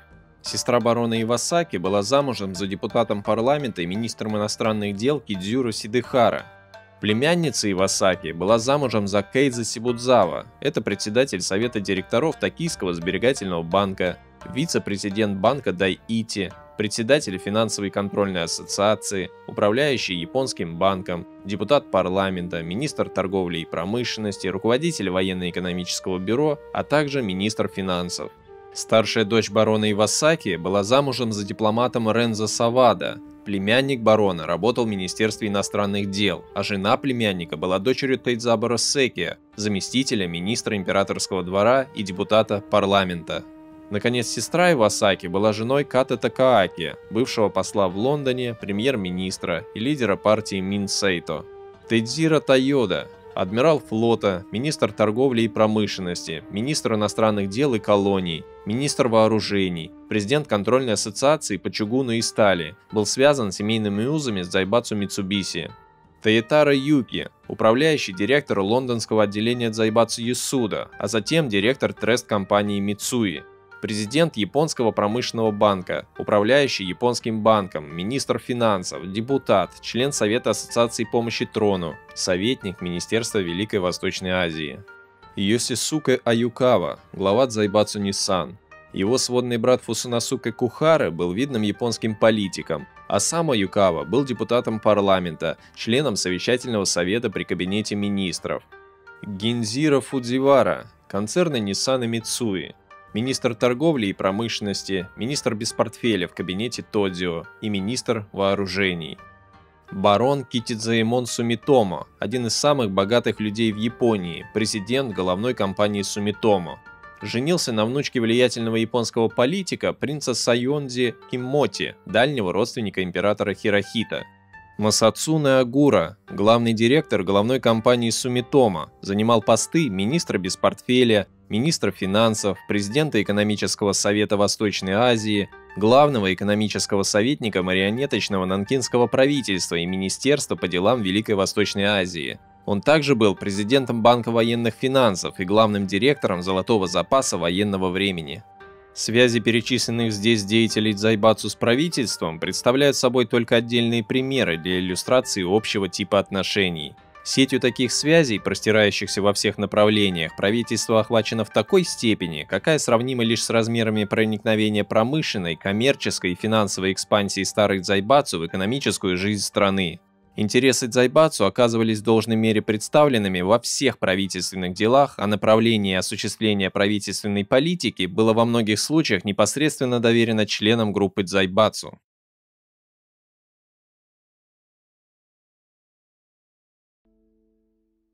В 1932 году в ответ на оккупацию Манчжурии Японией США заявили о так называемой политике непризнания. Суть этой политики заключалась в юридическом непризнании японских завоеваний и в поддержке китайской независимости. На следующий год Лига наций также осудила агрессивные действия Японии. В ответ на это Япония покидает организацию.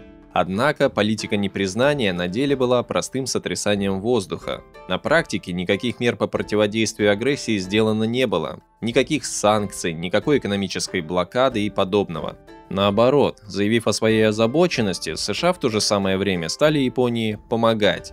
Американские предприниматели снабжали Японию военно-стратегическими материалами и были главными инвесторами в японскую экономику вплоть до нападения на Перл-Харбор. Очень большая часть вооружений и боеприпасов, которые Япония использовали в войне против Китая, а затем и против самих США, была сделана из американского сырья и материалов. Например, пока японцы с невероятным энтузиазмом потрошили китайцев в ходе Нанкинской резни, США поставили им в тот же самый год 55% всей стоимости импортированных в Японию товаров, необходимых для ведения войны, в том числе 93% меди, 91% автомобилей, 60% всей импортированной нефти, 41% чугуна, 60% всех других видов железа, 48% всех машин и станков. Бывший государственный секретарь США Генри Стимсон заявил 6 октября 1937 года в газете New York Times: «Прискорбным фактом является то, что в настоящее время агрессия Японии активно поддерживается усилиями нашей нации и людьми другой великой демократии – Британского Содружества Наций. Она не только активно поддерживается, но наша помощь столь эффективна и является столь преобладающей, что без нее даже теперь агрессия могла бы, по всей вероятности, быть остановлена и прекращена. В 1939 году картина не изменилась, США по-прежнему были главным торговым партнером Японии, и их товарооборот только возрастал. На этом же рисунке, кстати, видно, как выросло ограбление Манчжурии.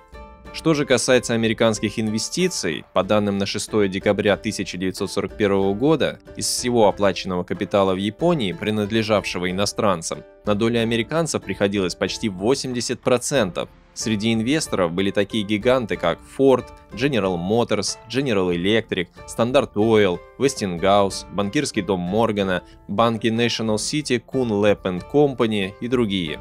И все-таки, несмотря на столь тесную дружбу, Япония напала именно на США. Почему? Как мы уже сказали, с начала оккупации Манчжурии правительство США проводило политику умиротворения агрессора. То же самое США и европейские страны делали в отношении нацистской Германии. Эта политика преследовала цель натравить Японию и Германию на Советский Союз. Таким образом, США и партнеры пытались убить сразу двух зайцев. Ослабить или даже уничтожить Советский Союз и ослабить Японию и Германию, своих давних конкурентов на мировых рынках сбыта. Самое время вспомнить заявление сенатора от Демократической партии и будущего 33-го президента США Гарри Трумана, сделанное им сразу после нападения нацистов на СССР. И если мы увидим, что войну выигрывает Германия, нам следует помогать России. Если будет Россия, нам следует помогать Германии. И пусть они как можно больше убивают друг друга, хотя мне не хочется ни при каких условиях видеть Гитлера в победителях. Так или иначе, США планировали напасть на одну из сторон и ограбить ее. Ничего личного, просто бизнес. В Японии и Германии, собственно, это тоже понимали. Вообще все понимали. Вторая мировая война не была чем-то неожиданно свалившимся на голову. Вторая мировая война была прямым продолжением Первой мировой войны и весьма спорного Версальского мирного договора. Короче, все тот же самый передел предпринимателями рынков сбыта, захват колоний и источников сырья. Ничего нового. Все события межвоенного периода можно и нужно объяснять с учетом того, что Первая мировая война была прекращена лишь временно, и что кризис 1929 года дал старт прямой подготовке к большой войне. Это понимали совершенно все. Непонятно было только, кто вступит в войну первым, с чего и где начнется драка, и какова будет расстановка сил.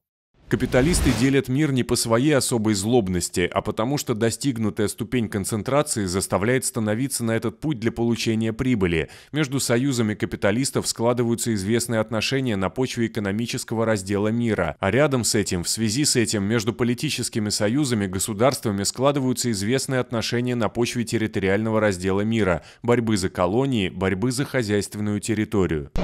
К слову говоря, о том, что между США и Японией назревает серьезный конфликт, писали задолго до кризиса 1929 года.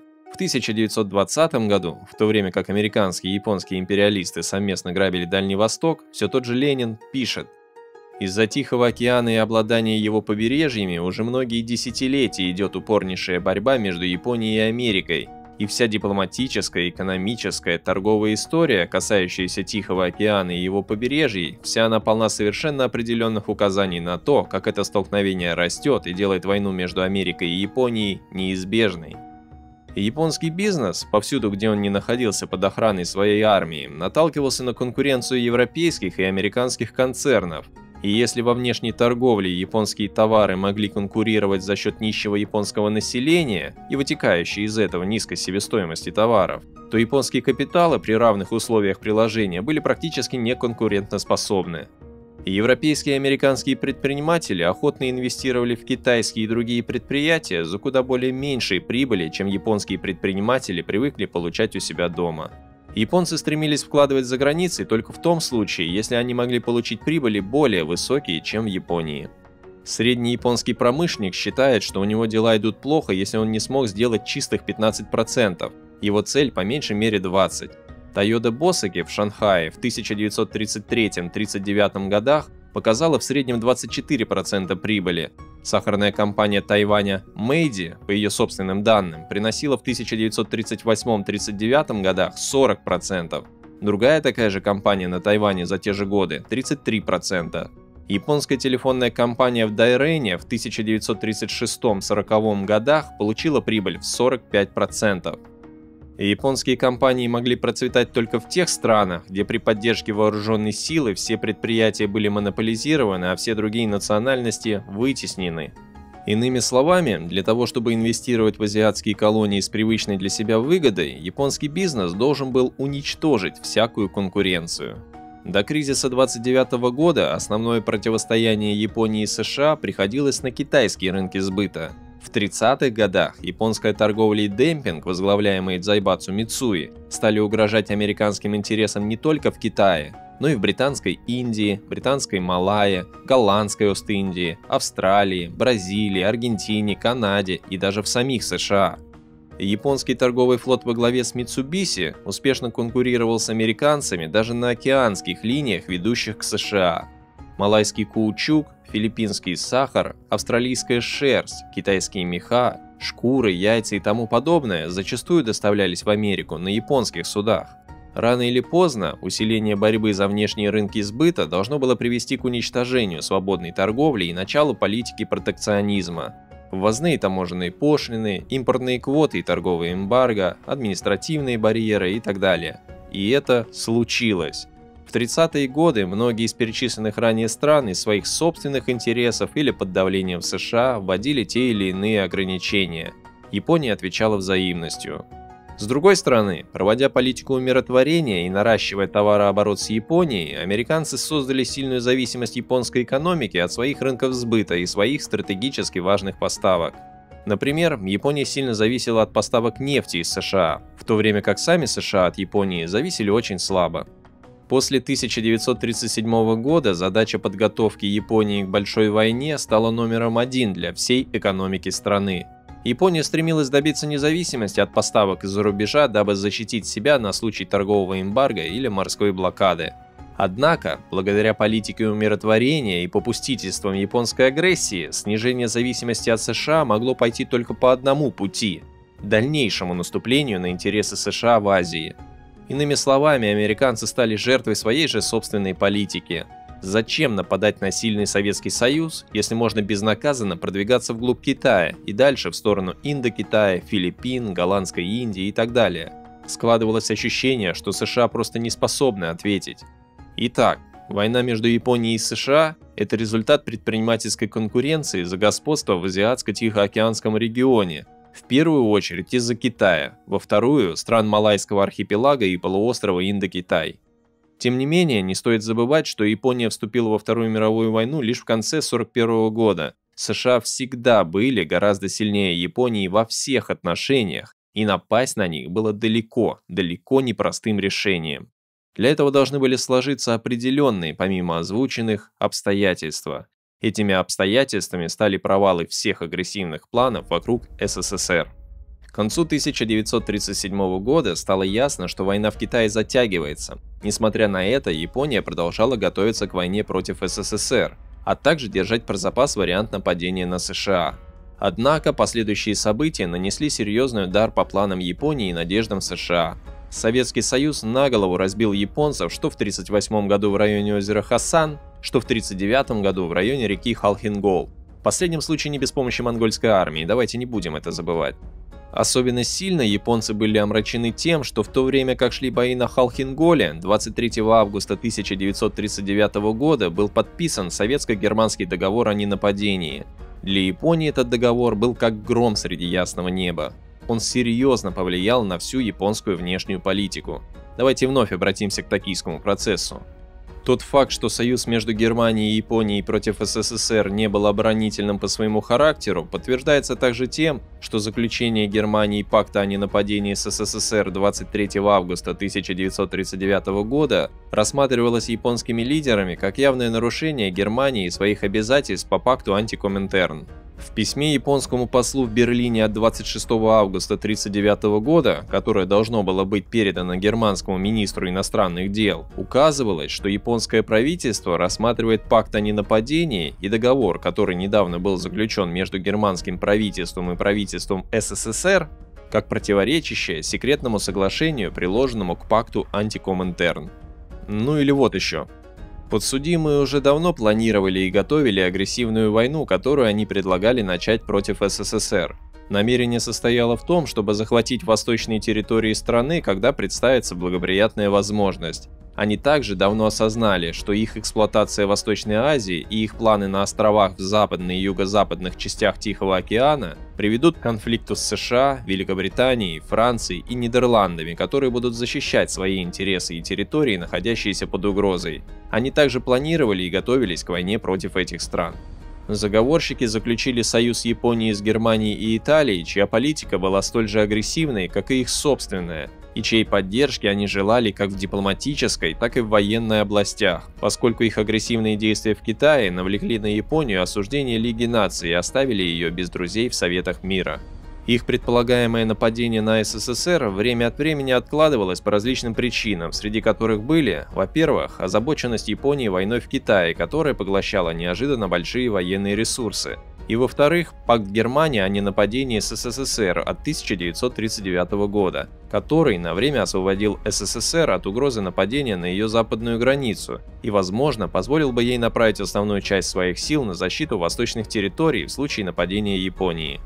Стоит признать, что пакт Молотова-Риббентропа был одним из самых удачных шагов советской дипломатии. Одним этим шагом СССР разрушил все многолетние старания США, Великобритании и Франции, переругал Японию и Германию и вообще нарушил единство взглядов в капиталистическом мире. Все шло к тому, что сперва капиталисты нападают на СССР, а потом дерутся между собой. А в итоге вышло так, что капиталисты сперва передрались между собой, и так или иначе кому-то из них пришлось встать на сторону СССР по принципу «враг моего врага – мой друг». Таким образом, в то время как Япония ожидала совместного нападения на СССР, в то время как она уже проверяла на зуб обороноспособность коммунистов, Германия занималась решением своих собственных вопросов, показав, что никакие союзные договоры не могут стоять выше интересов самой Германии. И японцы, впрочем, ответили тем же. Когда Германия все-таки на СССР напала, то японцы просто стояли и смотрели, есть ли смысл ввязываться в драку. Тайное совещание военных и политических лидеров Японии в присутствии императора 2 июля 1941 года решило: хотя наше отношение к советско-германской войне определяется духом оси Рим-Берлин-Токио, однако мы некоторое время не будем вмешиваться в нее, но примем по собственной инициативе меры к тайному вооружению для войны против Советского Союза. Тем временем мы будем продолжать дипломатические переговоры с большими предосторожностями, и если ход советско-германской войны примет благоприятный для Японии оборот, то мы применим оружие для решения северных проблем и этим обеспечим стабильность положения в северных районах. И как только выяснилось, что Германия оказалась не в состоянии быстро разгромить СССР, в Токио было принято решение о повороте на юг. Немецкий посол в Токио Отто в телеграмме от 4 сентября 1941 года, отправленной в Берлин, заявил: «Ввиду сопротивления, оказываемого русской армией такой армии, как немецкая, японский генеральный штаб не верит, что сможет достичь решающего успеха в войне против России до наступления зимы. Сюда также присоединяются воспоминания о Халхингольских событиях, которые до сих пор живы в памяти Квантунской армии. Ввиду этого, императорская ставка недавно приняла решение отложить на время действия против Советского Союза».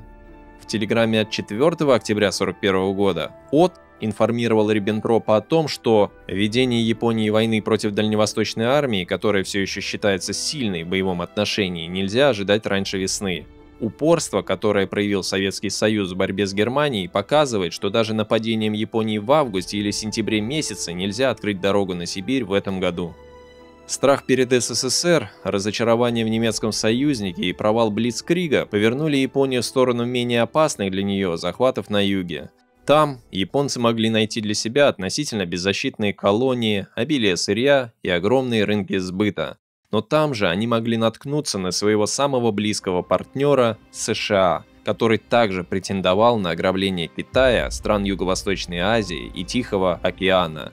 К осени 1941 года проходившие в Вашингтоне японо-американские переговоры вызвали серьезные разногласия в правительстве Японии.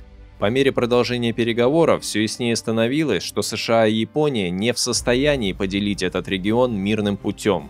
Как писал премьер-министр Японии Фумимара Каноэ в своих мемуарах, начиная приблизительно с августа, Генеральный штаб и его окружение, включая высшее начальство, решили, что переговоры бесполезны и стали говорить о войне между Японией и США. Наконец, 12 октября 1941 года Кабинет министров по настоянию военного министра Тодзио пришел к соглашению о том, что Япония не должна колебаться в своей политике размещения войск в Китае или в другой политике, связанной с Китаем, и что не должно быть сделано ничего, что могло бы повлиять на результат китайского инцидента. Другими словами, это означало, что Япония ни при каких обстоятельствах не должна отказываться ни от одной из многих материальных выгод, уже полученных или ожидаемых в Китае. 14 октября 1941 года перед заседанием Кабинета министров Каноэ обратился к Тодзио и призвал к дальнейшему рассмотрению вопроса о начале военных действий между Японией и Соединенными Штатами и прекращении инцидентов в Китае. Тодзио, как и прежде, выступал против любых уступок Соединенным Штатам в вопросе вывода войск из Китая и говорил, что Каноэ слишком пессимистичен.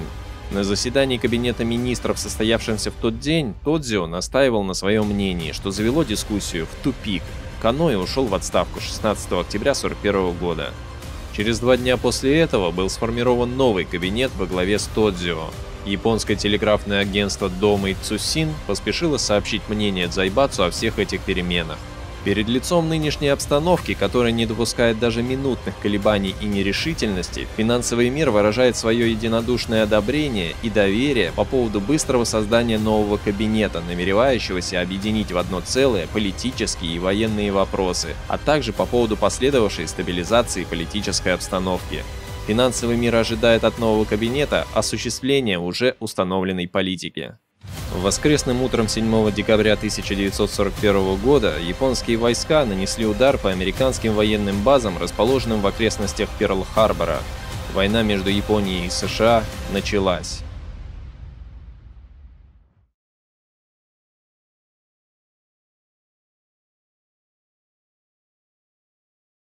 Нападение Японии на США означало, что стремление уничтожить своего конкурента по ограблению Азии оказалось сильнее вражды к Советскому Союзу. Это решение также показало слабость союзов фашистских государств, каждая из которых заботилась лишь о своих собственных выгодах. Несмотря на просьбы союзной Германии о помощи в войне с Советским Союзом, японское правительство выбрало войну с США. После успешной атаки на Перл-Харбор японцы в течение полугода стремительно наступали и захватили большую часть Юго-Восточной Азии.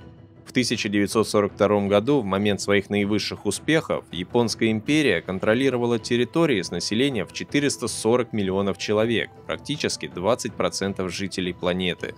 Не каждый день удается захватить столько колоний. Правительство Японии уделяло им очень много сил и внимания. Нужно было быстро заменить старую власть на новую и создать свою систему ограбления. Для этих целей был разработан план управления территориями, входившими в сферу сопроцветания Великой Восточной Азии.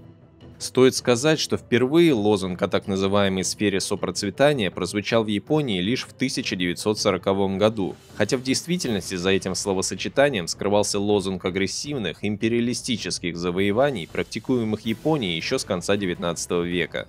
За все эти годы и вплоть до поражения Японии во Второй мировой войне она награбила столько, сколько Великобритания, Франция, Голландия и Испания за несколько столетий. Внешняя экспансия Японии представляла собой наступление, обусловленное сочетанием многих элементов – военной амбиции, аграрных волнений, стремления к приобретению стратегического сырья и к достижению экономической независимости, национального тщеславия и алчности. Это было последовательное наступление, и поход в Манчжурию не являлся его началом. Началось оно, как и индустриализация Японии, с подражания Западу. Когда Япония увидела, как легко захватывать территорию слабых и беззащитных народов, и сама достаточно хорошо убедилась в этом при отторжении от Китая Тайваня, то тогда-то и началось образование сферы совместного процветания. Относительная легкость, с какой было осуществлено вторжение в Манчжурию, делала очевидным, что будут предприняты и другие, более значительные попытки. Так или иначе, вторжение, установление оккупационной власти, разграбление чужого добра, охрана награбленного от всяких партизанских отрядов и просто нищебродов, налаживание собственного производства и логистики, подавление инакомыслия и распространение своей пропаганды, принуждение рабочей силы, установление монополий торговли для определенных компаний, контрабандизм и другие прелести совместного процветания Японии и ее колоний требовали плотного взаимодействия грабителей между собой. Империализм – это не абы какой грабеж, это система организованного частно-государственного грабежа. Основные принципы этого грабежа в случае с Японией заключались в следующем. Первое. Безусловное преимущество во всех видах предпринимательства на оккупированных территориях получают крупные японские концерны. Второе. Эксплуатация местного населения японскими колонизаторами производилась не только путем обычного найма рабочей силы, но и путем создания трудовых лагерей, где для мобилизованных рабочих создавался каторжный режим. В первую и самую главную очередь оккупационный режим был направлен против трудящегося населения. Только лишив рабочую силу возможности отстаивать свои права, японские концерны могли максимизировать свои прибыли. Третье. Вся собственность колониальных компаний стран, находившихся в войне с Японией, за исключением той, которая реквизировалась или расхищалась армией, передавалась под контроль японских концернов. Четвертое. На оккупированных территориях все предприниматели объединялись в отраслевые контрольные союзы, картели и ассоциации, так же, как это делалось в Японии. При этом японцы были объединены в отдельные ассоциации, которые не только пользовались безусловным приоритетом, но и контролировали, прямо или через японские власти, также и местные организации предпринимателей. Возьмем Корею, старейшую японскую колонию с самой богатой историей совместного процветания. В 1927 году на корейский рынок заходит японская компания по производству азотных удобрений Nippon Tissa. Компанией был открыт целый ряд дочерних предприятий в самых разнообразных сферах промышленности, от производства удобрений до деревообработки. Главной причиной деятельности в Корее является тот факт, что в Японии чистая прибыль японского азотного концерна составляет только 11-13%, в то время как в Корее компания Tsuosin Tissa получала в 1936 году 31-33% чистой прибыли. Фирма Nippon Tissa примечательна еще и своей послевоенной историей. Утратив возможность нести Корее совместное процветание, Nippon Tissa сосредоточила свои силы на японцах.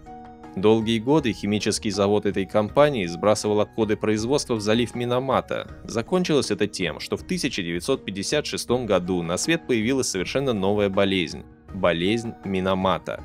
Подробнее об этом вы можете узнать либо в этом художественном фильме, либо в этом документальном ролике. Вслед за Nippon Tissa и другие известные дзайбацу нарастили свои инвестиции в Корею. Сумитомо производил вложения в легкие металлы, Mitsubishi в железные дороги, рудники, доменные печи, Mitsui в производство цемента, масел и жиров, химикатов. Контролируемая концерном Mitsui предельная ткацкая компания Канагафути учредила в Корее химическую компанию Канагафути. Его бумажная компания Odzi занялась в Корее производством бумаги. Японская горнорудная компания, дочерняя компания Nissan, занималась в Корее добычей вольфрама, меди, золота. Несмотря на то, что одним из основных аргументов, оправдывающим японские завоевания, был аргумент о перенаселенности страны, очень немного японцев переезжали в Корею. В основном это были руководители указанных концернов. В то же самое время корейцев в Японию гнали целыми эшелонами. За период с 1939 по 1945 года свыше 650 тысяч корейцев было угнано в рабство или на условиях, часто граничащих с рабством. Весьма показательным в корейской экономике было то, что более 80% недвижимого имущества и промышленного оборудования принадлежало японцам. Это при условии, что среди населения Кореи японцев было лишь 3%. В их руках находилась почти вся металлургическая, машиностроительная и текстильная промышленность, цементные заводы, деревообработка, мельницы и так далее. Ни одно электросиловое предприятие в Корее не находилось под контролем корейских предпринимателей. Сфера совместного процветания Японии и Кореи – это когда почти вся промышленность страны находится в руках японцев, а корейцы, под угрозой военного сапога, вкалывают на них за копейки. Возьмем Маньчжурию. До начала Большой войны Маньчжурией всем заправляли Квантунская армия через частно-государственный концерн ЮМЖД, Южно-Маньчжурская железная дорога, и Дзайбацу Nissan. В период после 1937 года и особенно после нападения Японии на США, ЮМЖД отходит на второй план, уступая место полностью частной промышленности. Теперь обратимся к Токийскому процессу. Кабинет министров 22 октября 1937 года принял решение о создании компании по развитию тяжелой промышленности Маньчжурии в целях обеспечения и продвижения политики развития промышленности Маньчжурии. Это должна была быть огромная холдинговая компания, и ее акциями должны были владеть только Манчжоу-Гоу, Япония и их граждане. Первоначальные акции должны были быть проданы наполовину правительству Манчжоу-Гоу, а наполовину японским частным лицам. Управление этой компанией должно было быть поручено влиятельному и подходящему для этого человеку из числа японских граждан. Наиболее подходящим человеком среди таких лиц является Йосисука Аюкава, нынешний президент Ниссана. Новая компания занималась добычей железной руды и угля, производством стали, легких металлов, самолетостроением, станкостроением и так далее. Правительство Манчжоу-Го гарантировало компании доход на капитал в 6%, но в 1940 году компания получила прибыль в 13,6% и выплатила по неправительственным акциям 10% дивиденда. Правительство также гарантировало сохранность основного капитала по всем вложениям в Манчжурию самой компании и ее дочерних предприятий. Проще говоря, из-за того, что правительство имело довольно большое влияние в компании, что не очень нравилось олигархам, оно гарантировало частным инвесторам безубыточность и сохранность их вложений. Во время войны компания была перестроена и расширена за счет частных инвестиций, доля государства сократилась, а Аюкава стал полноправным королем Манчжурии. В 1945 году миллионная квантунско-ниссановская группировка войск, гордость императорской армии Японии, будет уничтожена Советским Союзом с такой легкостью, с какой сегодня Nissan может построить завод в России. Иронично. Возьмем Северный и Центральный Китай. При вторжении японской армии ряд заводов, принадлежавших Китаю, был захвачен в качестве вражеской собственности. Некоторые заводы были уничтожены, другие повреждены. В ряде случаев китайские собственники остались на месте, рассчитывая посредством взяток спасти свое имущество. Действительная эксплуатация всех этих заводов была поручена японским или маньчжурским компаниям. Заводы оставались под контролем армии, но эксплуатировались частным капиталом. Здесь важно отметить, что национальное предпринимательство никогда не брезгует торговлей с собственной нацией. Совершенно обыкновенно, что якобы порабощенные и завоеванные предприниматели Китая искали сделки с японскими оккупантами, дабы совместно с ними извлекать прибыль из эксплуатации собственной нации. Романтика национализма разбивается о частно-капиталистические реалии. Там, где есть частная собственность на средства производства, интересы нации всегда будут отступать на второй план, ибо нет ничего более ценного в таком мире, чем прибыль. Особо важное значение в совместном процветании Китая и Японии было производство наркотиков. Захватив Манчжурию, японцы начали наращивать посевы мака и производство опиума для его продажи в Китае. Американская журналистка Виолетта Хейвен пишет: Харбинская и дайренские фабрики наркотиков финансировались банковскими домами Мицуи и Судзуки и были оборудованы германскими машинами. Прибыли были настолько фантастическими, что японская армия, недолго думая, отменила соответствующие пункты подписанной Японией Гаагской конвенции 1912 года, предусматривавшие ограничение производства опиума. В 1934 году удвоила площадь разведения мака, утроила ее в 1936 году и вновь удвоила в 1937. Японцы насильственно, под угрозой отъема земли, заставляли маньчжурских крестьян сеять мак. Прибыли опиумной монополии Манчжурии за пятилетие 1933-1937 годов составляли ежегодно 55% к капиталу. О невероятном вкладе Японской империи в мировую наркоторговлю рассказывает и токийский процесс. Реальная цель Японии, вовлеченной в торговлю наркотиками, была гораздо более зловещей, чем простое растление китайского народа. Япония, подписавшая и ратифицировавшая Конвенцию об опиуме, взяла на себя обязательство не участвовать в торговле наркотиками. Но в мнимой независимости Манчжоу-Го она нашла удобную возможность для ведения всемирного наркотрафика и возложила вину на это марионеточное государство. Большая часть опиума, произведенного в Корее, направлялась в Манчжурию. Оттуда, импортированный из Кореи и других стран, а также выращенный в самой Манчжурии, опиум распространялся по всему миру. В 1937 году Лига наций указывала, что 90% всех запрещенных белых наркотиков в мире были японского происхождения. В торговле опиумом в Китае с 1937 года были замешаны японская армия, Министерство иностранных дел Японии и Совет по развитию Азии. Торговая компания Mitsubishi и компания Mitsui Bussan Kaisha осуществляли крупные закупки иранского опиума для Японии, Манчжоу-Го и Китая. По договоренности с Министерством иностранных дел две эти компании в марте 1938 года заключили соглашение в отношении мест, из которых должен был импортироваться опиум, и их соответствующих долей в бизнесе. Распространением опиума для Японии и Маньчжоу-го должна была заниматься компания Mitsubishi, а для Центрального и Южного Китая – компания Mitsui. Распространение опиума для Северного Китая делилось поровну. Торговля опиумом стала настолько прибыльной, что японские торговые компании, такие как торговая компания Mitsubishi и Mitsui Bussan, были вынуждены под давлением Министерства иностранных дел заключить соглашение, которое ограничивало зоны их торговли и количество поставляемого ими опиума. Однако не стоит возмущаться слишком сильно. Японцы никогда не были первопроходцами ввоза наркотиков в Китай. Они всего лишь перенимали опыт самых демократических и правильных английских, французских, немецких и американских компаний. Возьмем страны Юго-Восточной Азии. Уже в течение первых месяцев 1942 года японские предприниматели совместно с правительством разрабатывали планы эксплуатации ресурсов и рынков этого региона. В середине апреля начальник департамента по военным делам военного министерства подполковник Ката Цукаса в своем заявлении об основах политики по развитию южных районов привел следующий пункт, касающийся отбора предпринимателей. Хотя в оккупированных районах действует военная администрация, военные власти не оказывают влияния на выбор промышленников, направляемых в эти районы для эксплуатации экономических ресурсов. Их выделяет центральное правительство после соответствующей консультации с организациями по контролю над промышленностью и другими частными организациями.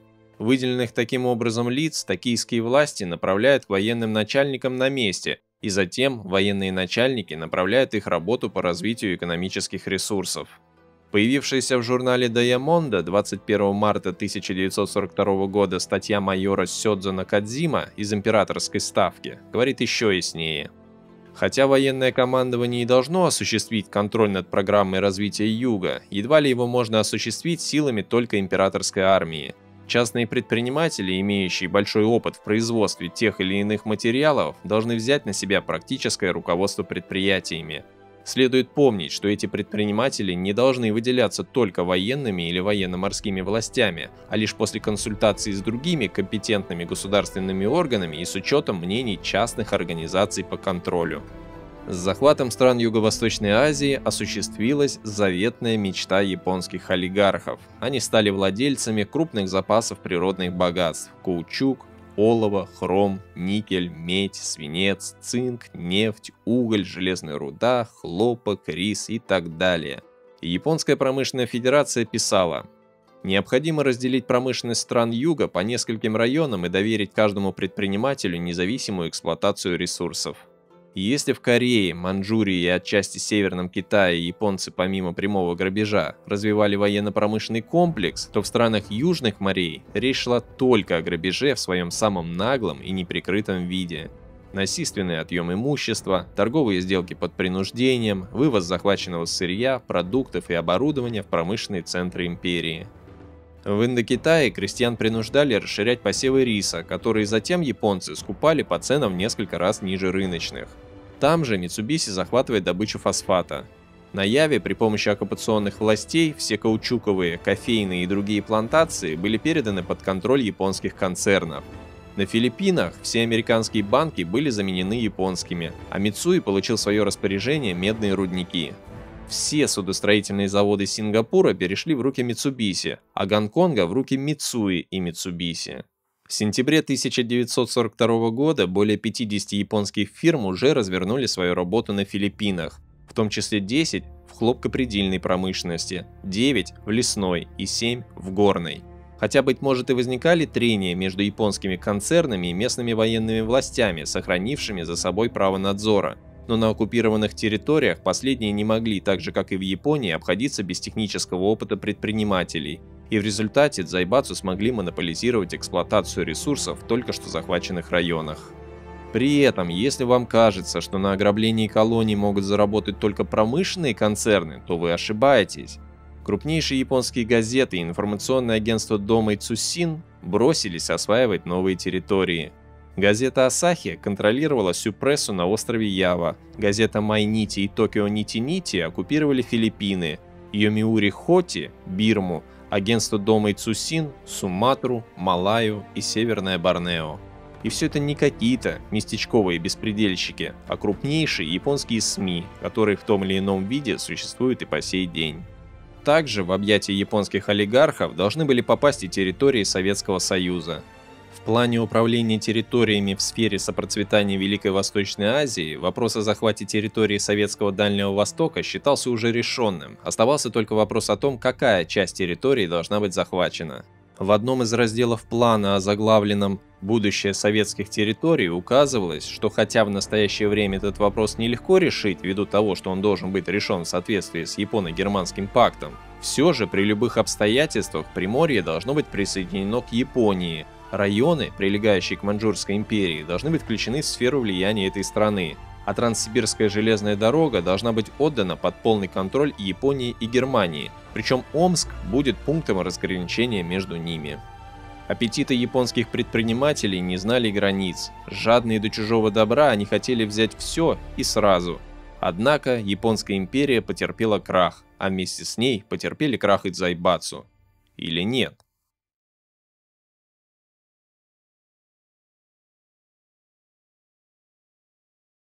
Во время войны в Японии, как и в других странах, граждане призывались к максимальному напряжению военных усилий. Не приходится сомневаться в том, что простой народ переносил действительные лишения из-за жертв, потребовавшихся от него для ведения войны.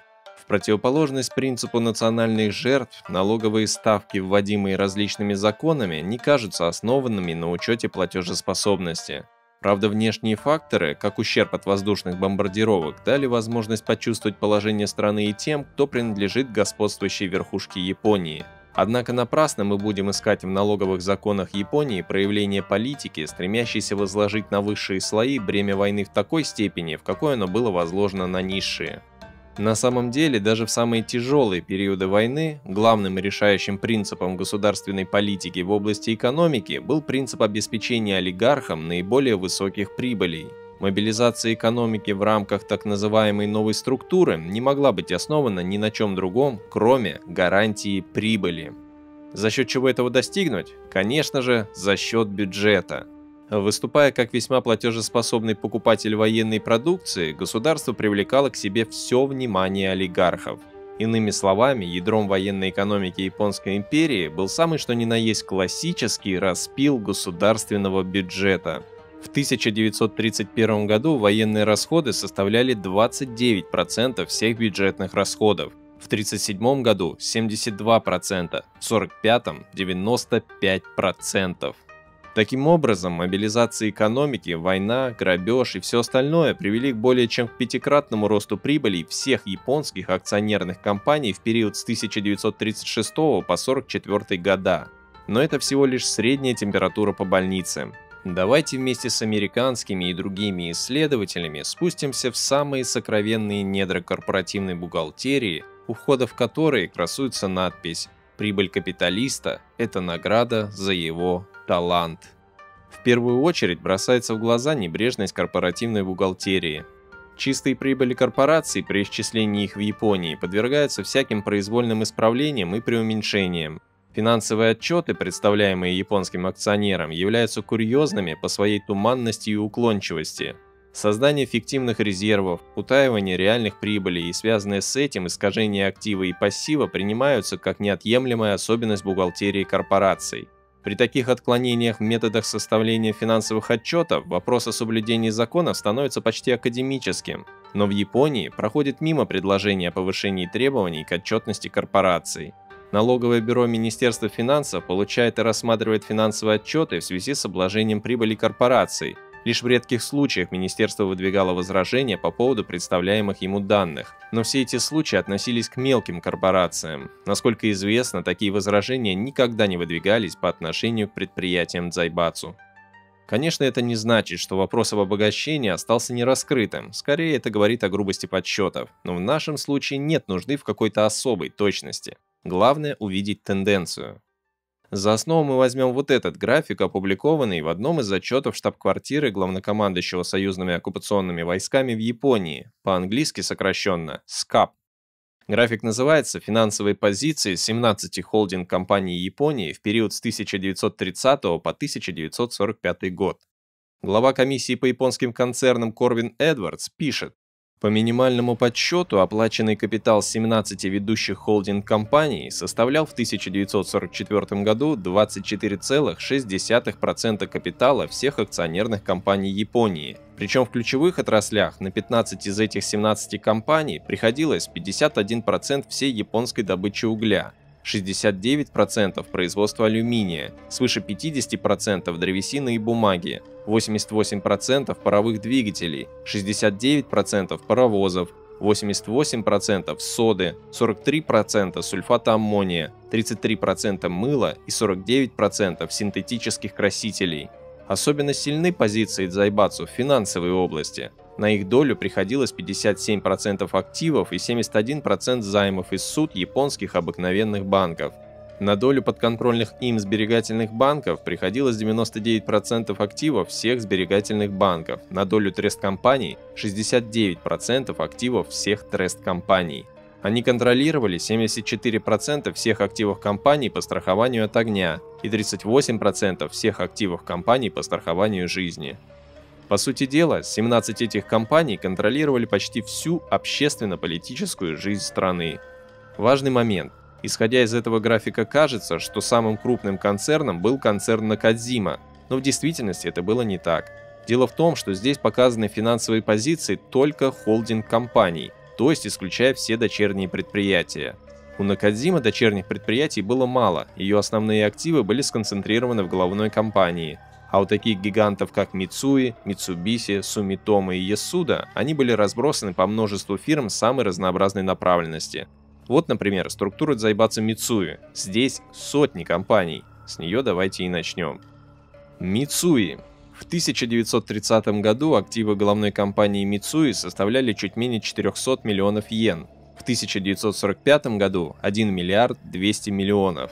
Как видно на графике из другого отчета СКАП, основной прирост пришелся на годы Второй мировой войны. Максимальные прибыли компании также приходятся на эти годы. В сферу деятельности Дзайбацу Мицуи входила торговля, включая наркотрафик, морские перевозки, машиностроение, судостроение, автомобилестроение, самолетостроение, химическое и электрохимическое производство, текстильная промышленность, горное дело, банковское дело, страхование, недвижимость, пиломатериалы и так далее.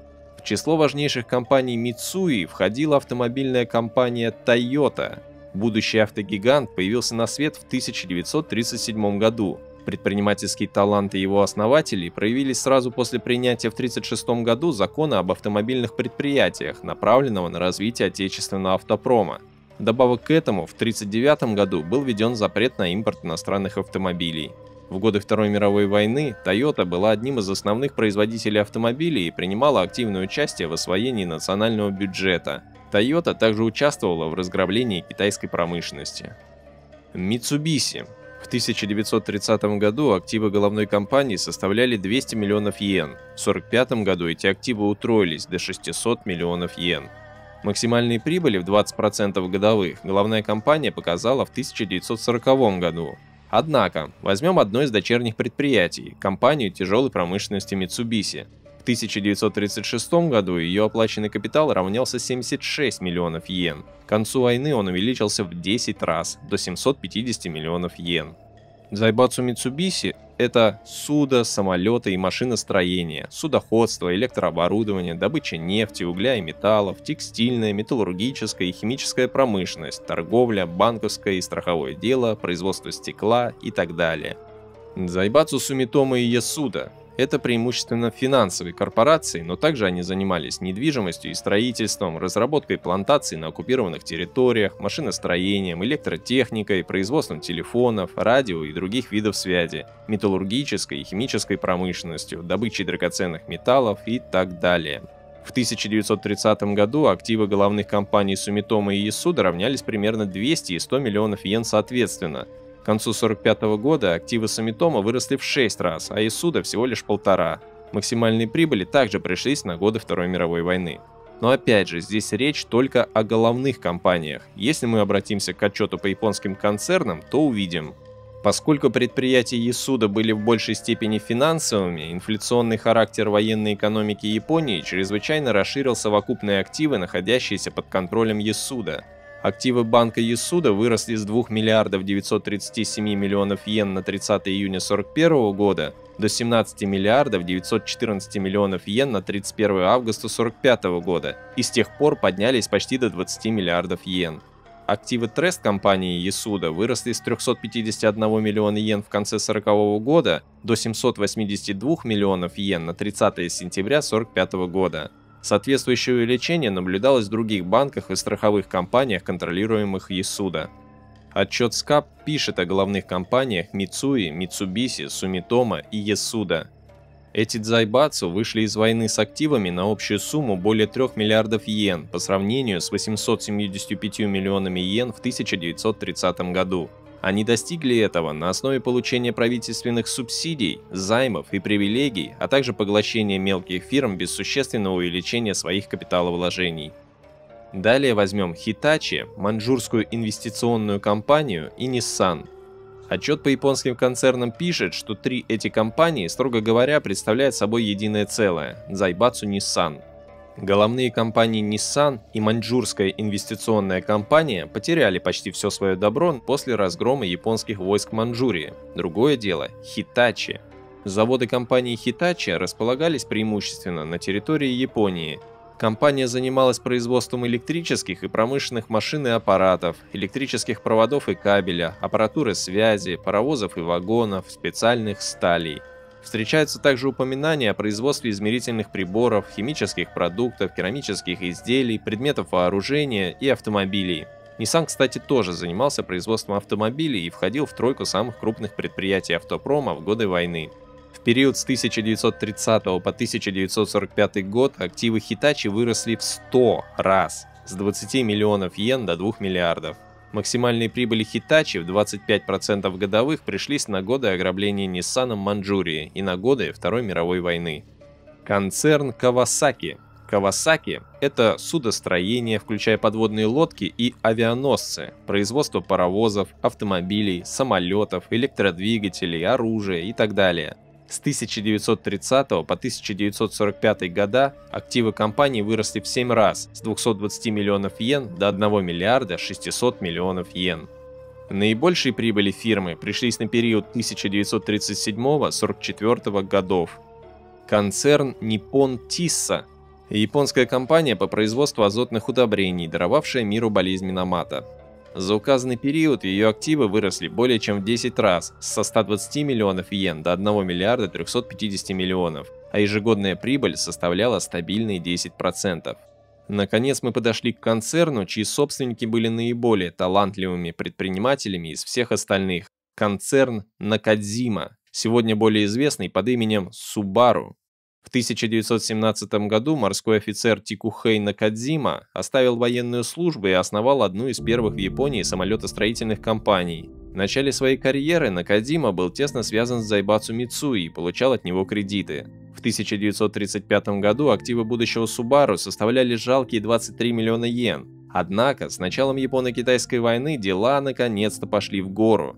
К концу 1940 года активы концерна выросли более чем в 20 раз и достигли 480 миллионов йен. К концу 1945 года они выросли еще в 6,5 раз и составили 3 миллиарда 100 миллионов йен.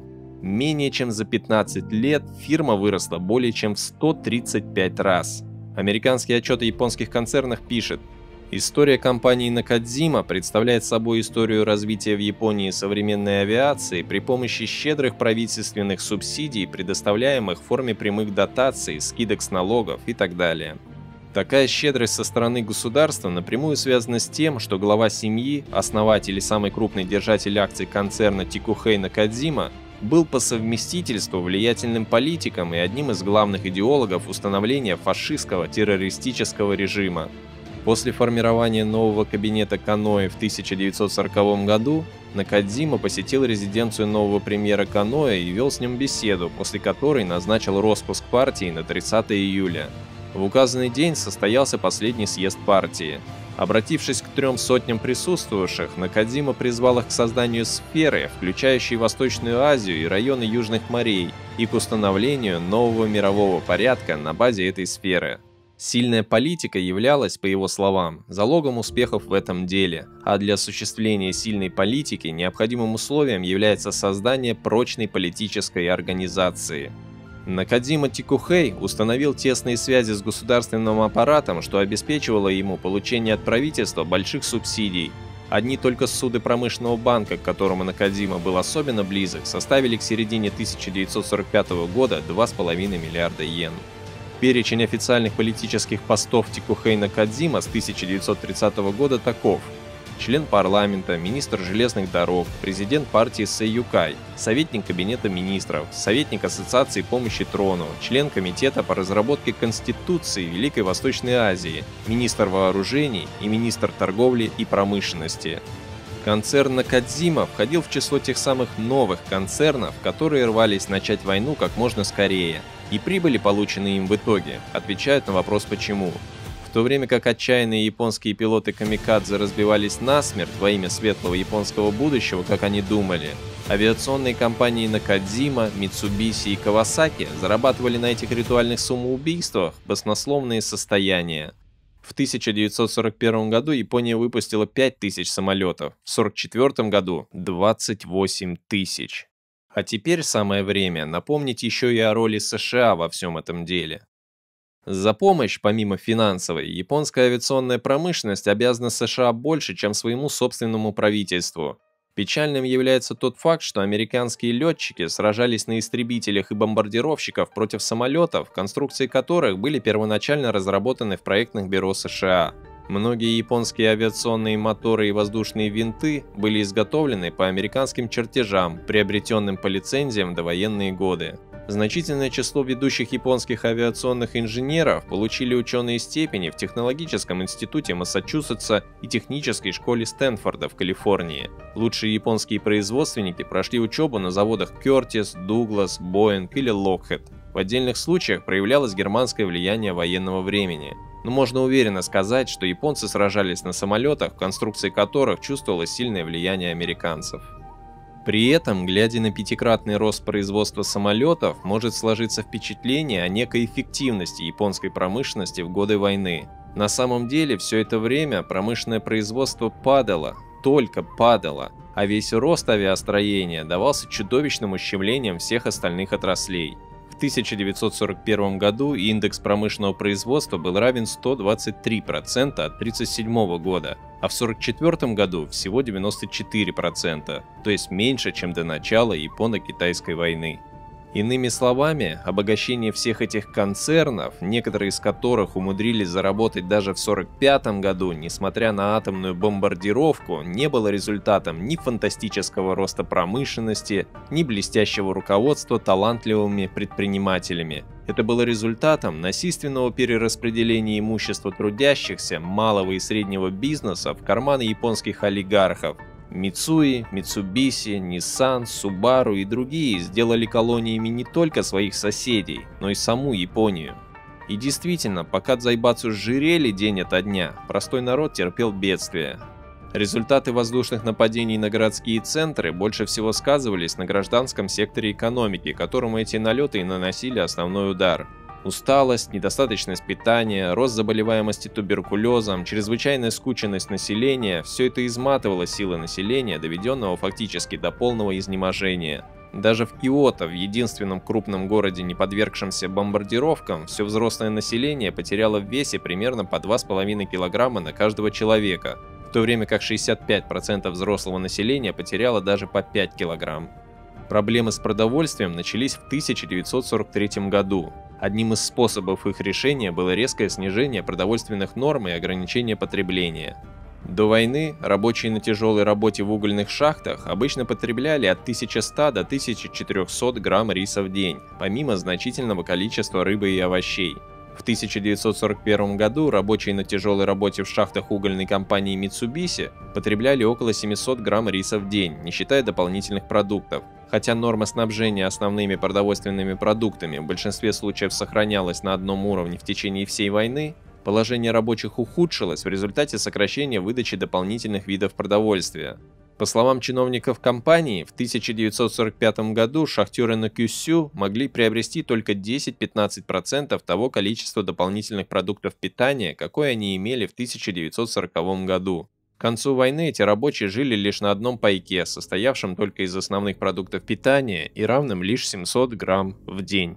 Рацион в 1945 году в среднем содержал 1680 калорий в день против минимально необходимых 2165 калорий. Япония пришла к началу 1946 рисового года, 1 ноября 1945 года, с переходящим остатком риса, достаточным лишь для удовлетворения ее 4-дневной потребности. Кроме того, урожай 1945 года оказался катастрофически низким. Если бы война продолжалась, то в городских центрах Японии в течение зимы 1945-1946 годов наступил бы голод. Аналогичная ситуация была с одеждой, предметами домашнего быта, обувью и так далее, но не с налогами. Налоги за время войны выросли по разным подсчетам в 2, а то и в 3 раза. Это не говоря уже о том, что помимо налогов во время войны государство реквизировало большое количество рыболовецких судов, гражданских автомобилей и так далее. Наконец, когда воздушные налеты на Японию участились и предприятия авиакомпаний подверглись бомбардировкам, владельцы их, стремясь избежать убытков и снять с себя ответственность за неудачи на фронтах, активно заговорили о так называемой национализации. 27 февраля 1945 года Кабинет министров принял основное положение об укреплении военного производства и руководстве им. В первую очередь государство взялось национализировать убытки авиационных компаний. В начале весны 1945 года представитель Министерства вооружений заявил корреспонденту газеты Nippon Sangyo Keizai: раньше предприятия, строившие самолеты и превратившиеся в основу вооруженных сил, управлялись в частном порядке. Однако последовательными воздушными налетами противника нашим крупным авиационным заводам, как, например, заводом Накадзима, был нанесен частичный ущерб, и было бы трудно заставлять исправлять эти разрушения только силами самой компании. Это было бы слишком несправедливо по отношению к данной компании. Кроме того, следует учесть, что компании не выдержат таких нагрузок, а потому было решено передать руководство этими предприятиями в руки государства. Другой причиной является то, что продукция авиационных заводов имеет чрезвычайно важное значение. Падение производительности на этих заводах окажет огромное влияние на боевую мощь страны, поэтому дело производства самолетов нельзя возложить на плечи только самих компаний. По этим причинам государство решило возложить на себя ответственность, взять в свои руки право использования специально отобранных авиационных заводов и, взаимодействуя с народом, удовлетворить запросы военного времени. Однако данные предприятия не будут государственной собственностью. Решено, что управление этими предприятиями будет проводиться на основе признания права собственности за их владельцами. Таким образом, необходимо признать особое значение этого мероприятия, выдвигающего форму так называемого частного владения при государственном управлении. Такое нелепое по своей наглости заявление чиновника одного из важнейших на тот момент министерств показывает, до какой степени оборзел японский капитал и до какой степени правительство было готово присмыкаться перед олигархами. Дзайбацу извлекали фантастические прибыли даже в моменты, когда вся японская нация стояла на грани катастрофы, даже когда на страну были сброшены атомные бомбы.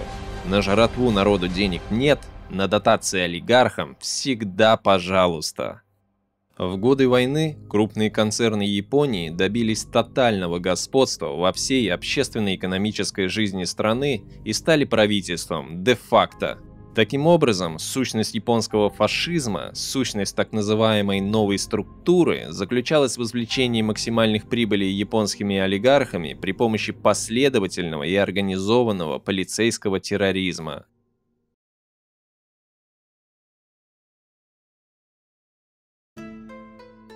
На третий день после атаки японской авиации на Перл-Харбор президент Mitsubishi, барон Каято Ивасаки, на собрании директоров заявил: «Наши американские и английские друзья до настоящего времени разделяли с нами предпринимательство и пользу от него, как добрые друзья и партнеры. Несчастным образом разъединенные, мы в настоящее время принадлежим к двум воюющим между собой группам наций. Государство, вероятно, должно будет принять законные меры в отношении их собственности, но наша старая дружба никогда не должна страдать в связи с этими мерами. На нас, японцев, ложится гражданская ответственность за то, чтобы где только возможно взять в пределах закона под защиту их личности и права. Когда наступит мир, они снова окажутся нашими дорогими партнерами, так же, как они были нашими хорошими друзьями в прошлом. И действительно, оккупировав Японию, американцы и не думали привлекать к ответственности ни одного предпринимателя. Как на Нюрнбергском, так и на Токийском процессе капиталистические страны стремились спасти своих дорогих партнеров от справедливого возмездия. Осудить предпринимателей за то, что они просто хотели подзаработать, это может создать впечатление, что их обвиняют только за то, что они предприниматели. А это уже попахивает красным мыслепреступлением, которое не приветствуется в странах, где каждый волен мыслить, как он хочет. Токийский процесс принято называть процессом над главными военными преступниками, хотя в действительности это не так. Далеко не все из главных преступников были посажены на скамью подсудимых. В период подготовки к процессу советский обвинитель предложил предать суду олигархов Накадзима, Аюкава, Ивасаки, Фудзивара и других. Однако главный обвинитель, американский юрист Киннон, отклонил предложение советского представителя. Более того, 30 августа 1947 года 23 подозреваемых в военных преступлениях, среди которых были и указанные лица, были освобождены по приказу МакАртура. Предприниматели вышли на свободу и под руководством оккупационной администрации продолжили вести свой бизнес. Избежал суда и император Хирохита. Но оказалось, и этого было недостаточно. Совершенно беспрецедентным случаем была попытка США отменить решение Международного трибунала. 7 осужденных были приговорены к смертной казни, но вместо того, чтобы исполнить решение суда, МакАртур принял от осужденных апелляцию и направил ее в Верховный суд США, который приказал временно отложить решение Международного трибунала и назначил пересмотр дела в Национальном суде. Это решение вызвало негодование даже в Японии, не говоря уже о странах-обвинителях. Китайцы тогда заявили: если решение, вынесенное Международным трибуналом, представляющим 11 держав, подлежит пересмотру со стороны Национального суда, каким бы высоким он ни был, то существует справедливое опасение, что любое международное решение и действие может быть таким же образом подвергнуто пересмотру и изменению одной страной.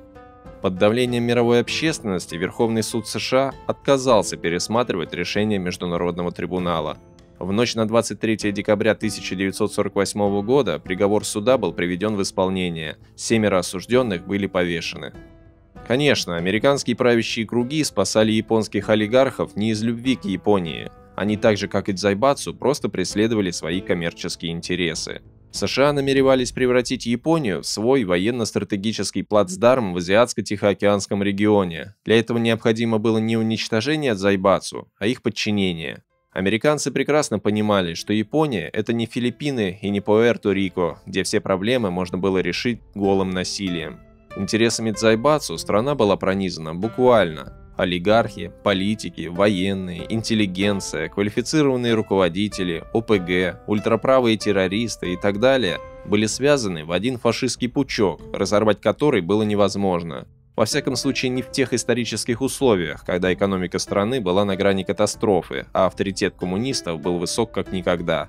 Экономическое противостояние капитализма и коммунизма и вытекающая из этого холодная война диктовали свои условия. Все, к чему стремились американские предприниматели, это превратить, на условиях максимально выгодных для себя, чисто японские концерны в американо-японские. Это требовало детального изучения состояния дел японских концернов. В условиях оккупационного режима американцам не составило большого труда потребовать и получить от концернов Дзайбацу полные отчеты о состоянии их дел. Разобравшись с ситуацией, американцы принялись реорганизовывать Дзайбацу в своих интересах. Скупать важные для себя акции, распускать ненужные компании, демонтировать некоторые предприятия в счет репараций, вводить свое законодательство и так далее. Так, например, вся нефтяная промышленность Японии перешла под контроль американских компаний. А впрочем, в сложившихся обстоятельствах Дзайбацу были и не против. В обмен на национальную гордость японские концерны получили от американцев множество госзаказов, субсидий и дотаций. Дзайбацу мертвы. Да здравствует Кэйрэцу!